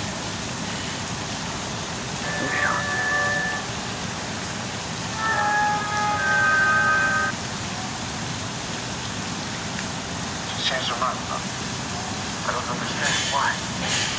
It's called telepathy. Thought transference. Yeah, so thought transference. Thought. Talking about is that you killed Maggie. See, he's the criminal. He's the criminal. You are crazy. I saw the whole thing and you know it. He saw it in his mind. That's the most ridiculous thing I've ever heard. I saw it. He's the fall guy. He's the victim. He's innocent. He's the guilty one, that one there. Me in this boy's attempt to gain your innocence. Better have an alibi the night Maggie died. He's confronting him. He said, I saw it in your mind. It was an accident. Now he's confessing. I didn't kill Maggie. His wife did. Yes. Helen knew I was having an affair with Maggie, and she followed us that night. I told Maggie it was finished between us, and then I left. But Helen was outside. After I left, she went in. She and Maggie had a terrible brawl. It was an accident. Helen called me, told me what had happened. She didn't know what to do. I mean, an accident, but who would believe it? And a mess that got out the paper soon. That's the shrink. The woman is the shrink. It was a problem. I had no idea you were asleep upstairs. So I went to take the prints off the candlestick. Put it back on the floor.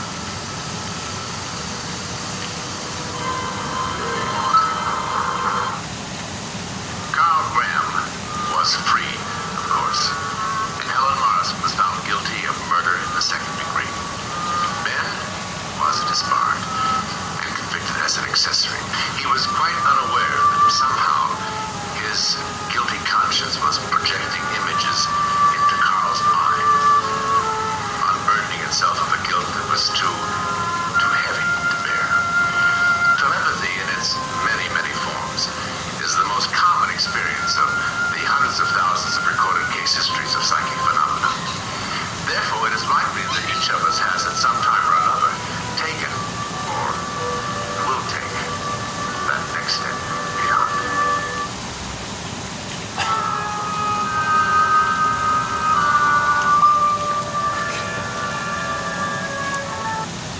love his enthusiasm. You know, Rod Serling took it a step forward. He made it more practical. Gabe's Story, Wong's Lost and Found Emporium, Howling Man, Take My False Life Please, Shatter Day, Shatter Play. A lot of excellent episodes. They're more specific about psychoanalysis. This show was earlier. All they know was about ESP and telepathy and premonitions and,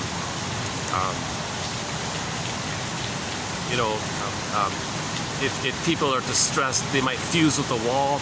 Now the wall has psychic energy. Someone steps in, they pick it up. So there's a lot of haunted stories and ghost stories and picking up people's impressions, like that one there.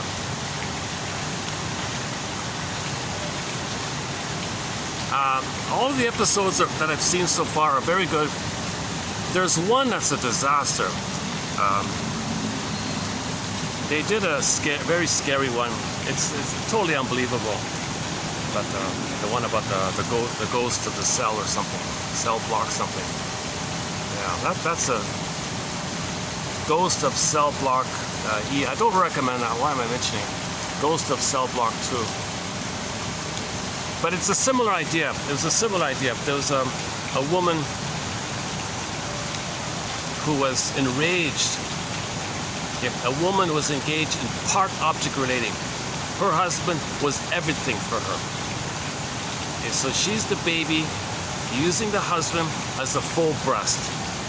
So the husband was everything for this woman. Now, he had an affair with another young lady. She was wildly enraged and then murdered the young lady like that. Now, she went to jail or something, and her mind was in the walls or something. And every young lady that stepped into that cell for some other reason, that ghost would attack the young lady in there. It happened again and again and again. Nobody understood it, so that finally they taped off that room. That's a bit too much. I don't buy that. I don't buy that.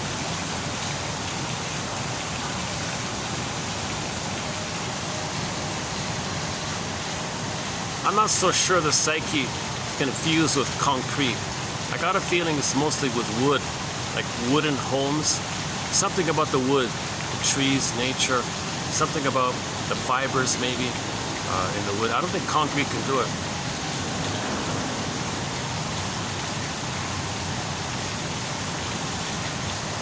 I certainly, hopefully computers in the future won't absorb our consciousness. Oh my God, what a scary idea.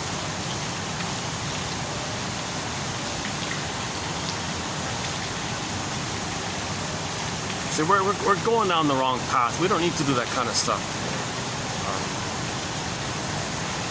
Bring back psychoanalysis.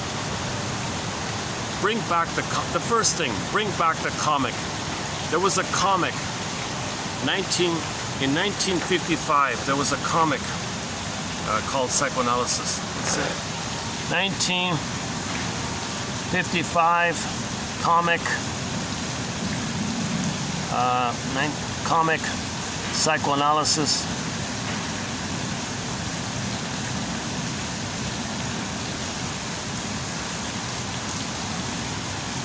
Okay, so here, yeah. Bring back this comic. There were 4 issues put out.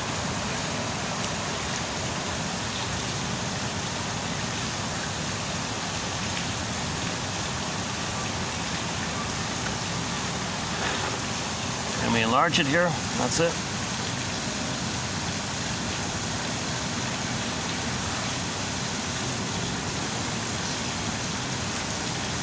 Okay, oh, here we go.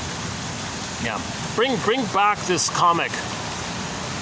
There were 3 clients: Freddie, Ellen, and Mark. Freddie had 4 sessions. Ellen had 3. Mark had 5. 12 sessions. 1955 comic. There were 4 issues. The complete run. 5 years ago, this got saved by Dark Horse Publishing. It's well worth getting the hardback, which includes the complete run. There's also a digital version of the comic. That's Ellen on the couch. Yeah, Ellen. Yeah, Ellen's story. It's kind of like she only got attention when she fell down and made mistakes, so she was clumsy her whole life. Mother was critical towards her, so she clammed up. She projected that critical voice onto everybody and clammed up. People called her a snob. So things like that with her. Mark was the womanizer. Freddie was the scapegoated kid from the parents. Jam-packed with insights. It's well worth getting a copy of this. Bring this back. Bring this comic back.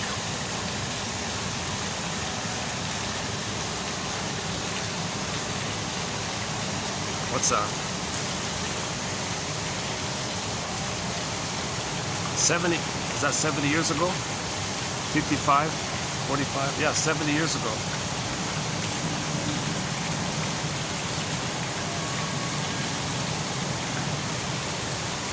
I just can't help it. What was meant to have happened was somebody attacked it. The PR companies, the propaganda companies attacked it. I'm guessing. I'm making the guess. I don't know for sure. But it had a very strong, successful start, and then I read somewhere where the only thing I read was the guy at the newsstand, for some reason, he was told to keep it hidden and only give it to somebody if they asked for it specifically. He couldn't display it or something. So again, kind of shadow ban, making it difficult. So they made it difficult for people. But think about that, 4 issues a year, 70 years. Can you imagine that? So one book has 4 episodes, 4 issues in it, 12 therapy sessions. Imagine what it'd be like if every home had 70 books. Had 70 books, one for each year, for the past 70 years. And each book has 12 therapy sessions in it. So that's almost 1,000 therapy sessions, right? So in everybody's home, they could have self-taught and self-understood psychoanalysis through 1,001 therapy sessions. In lieu of this missing 1,001 therapy sessions, we have this as the next best thing.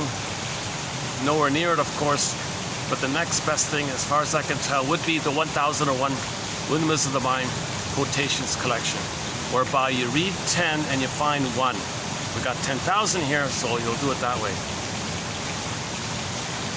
But look at that.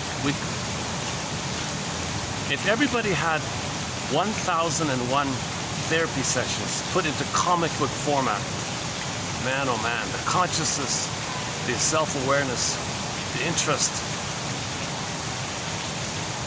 Man, oh man. Oh God.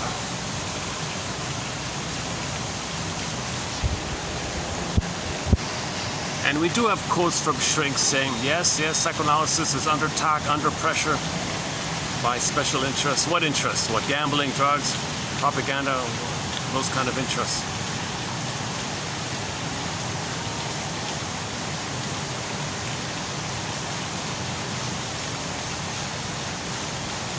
Advertising companies in particular is clear.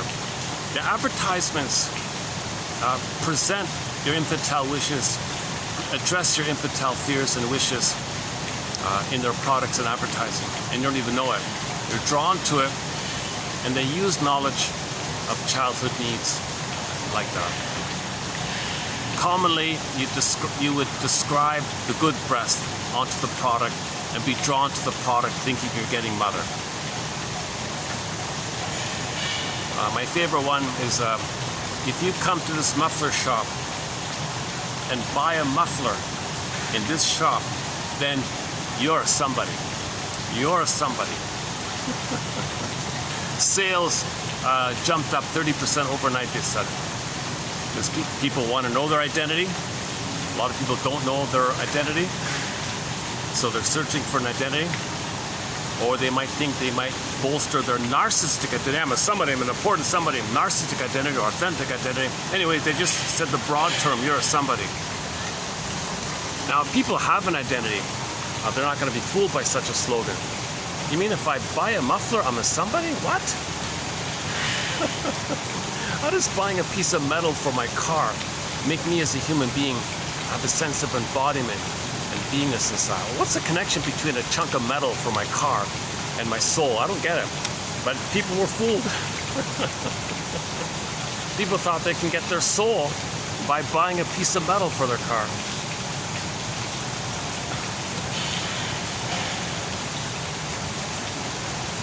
I can imagine some of the discussions. But darling, our muffler's fine. We don't need a new muffler. No, we got to get it. It's a good one. We got to get this particular one. But it's fine. It's working perfectly. Why not wait till there's a problem and then get one? No, we got to get it now. He wants to be a somebody. He saw the ad. I want to be a somebody.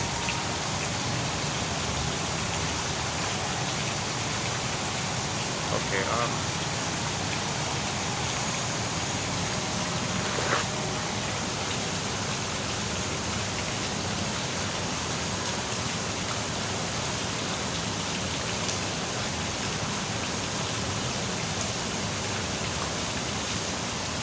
Oh, let's see if I can get that quote up about on the front cover. Where is it again?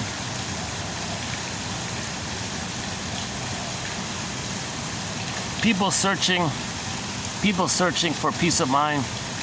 How does it go again?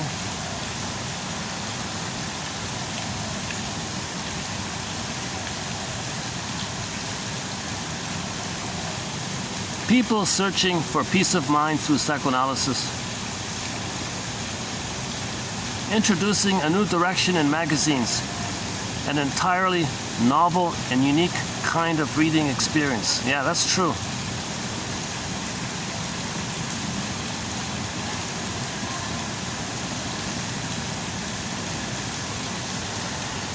So, if you type in the search channel, if you go to the search engine for this channel, type in comic, it might show up. I don't know now. Oh, psychoanalysis comment, Wikipedia. What does it say on Wikipedia? Hold on. Psychoanalysis was a comic book published by EC Comics in 1955. The fifth title in the company's new direction line. The bi-monthly comic was published by William Gaines and edited by Al Feldstein. Psychoanalysis was approved by the Comics Code Authority, but newsstands were reluctant to display it. Yeah, why? It lasted a total of 4 issues before being canceled, along with EC's other New Direction comics. Yeah, why? The comics were famous. Some guy named Jack Cameron was a famous. Okay, I don't know why they call it psychological thriller. It's more educational. Characters and stories. Reprints. Yeah, Dark Horse Publishing, yeah, adaptations.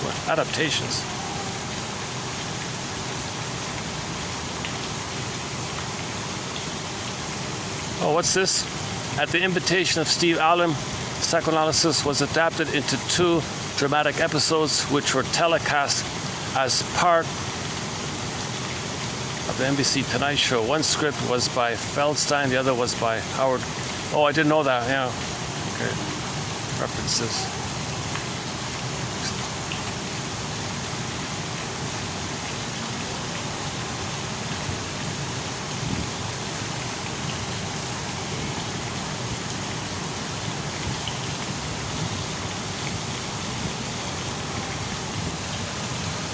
Unavailable.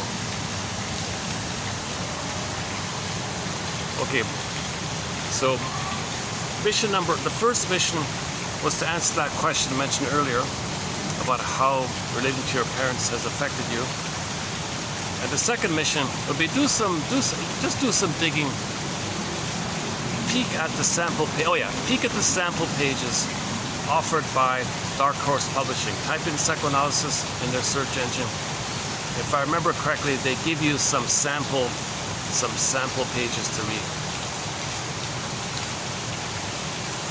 And I'll see you in the next video. I'll see you in the next video.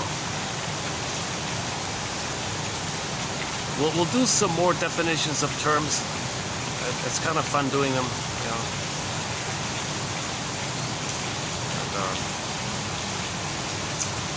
And, any last final thoughts to close up this video with? I feel like I'm missing something.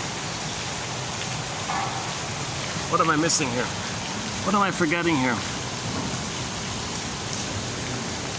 Affect, hunger, emotional age, fixation, scapegoating, wandering speech. Am I wandering now?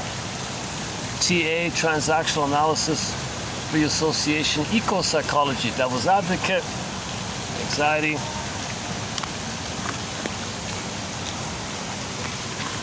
And the burglar one, okay, the burglar one.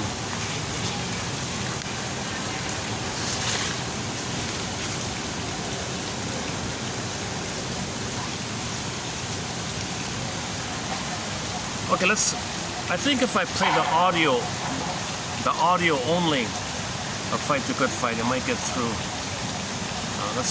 Okay, I'll play the song. If it doesn't get through, then this will be the end here.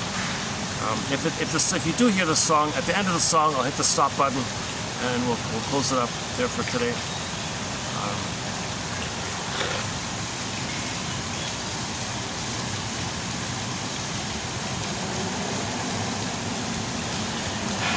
Slow connection. Hold on a second. Loading. All right. Hang on. Let's try again here.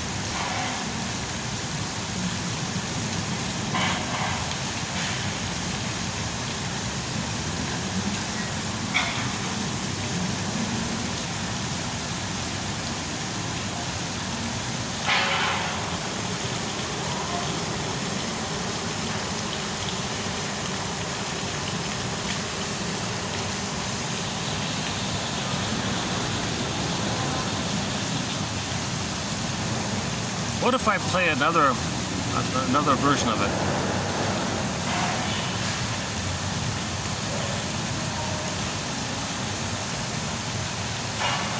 Okay, let's just play the studio. Hold on.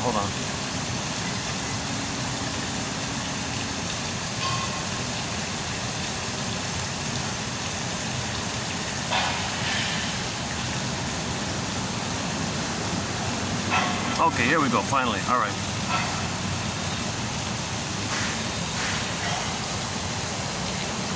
Okay.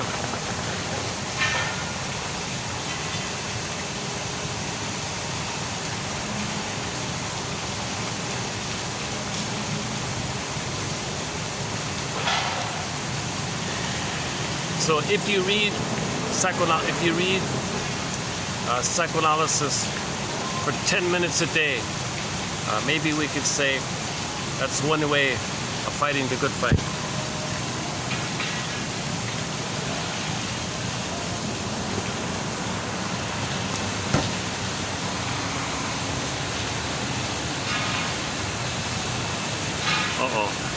Got an ad here. Hold on. Here we go. Okay, thanks very much. We'll see you in the next video.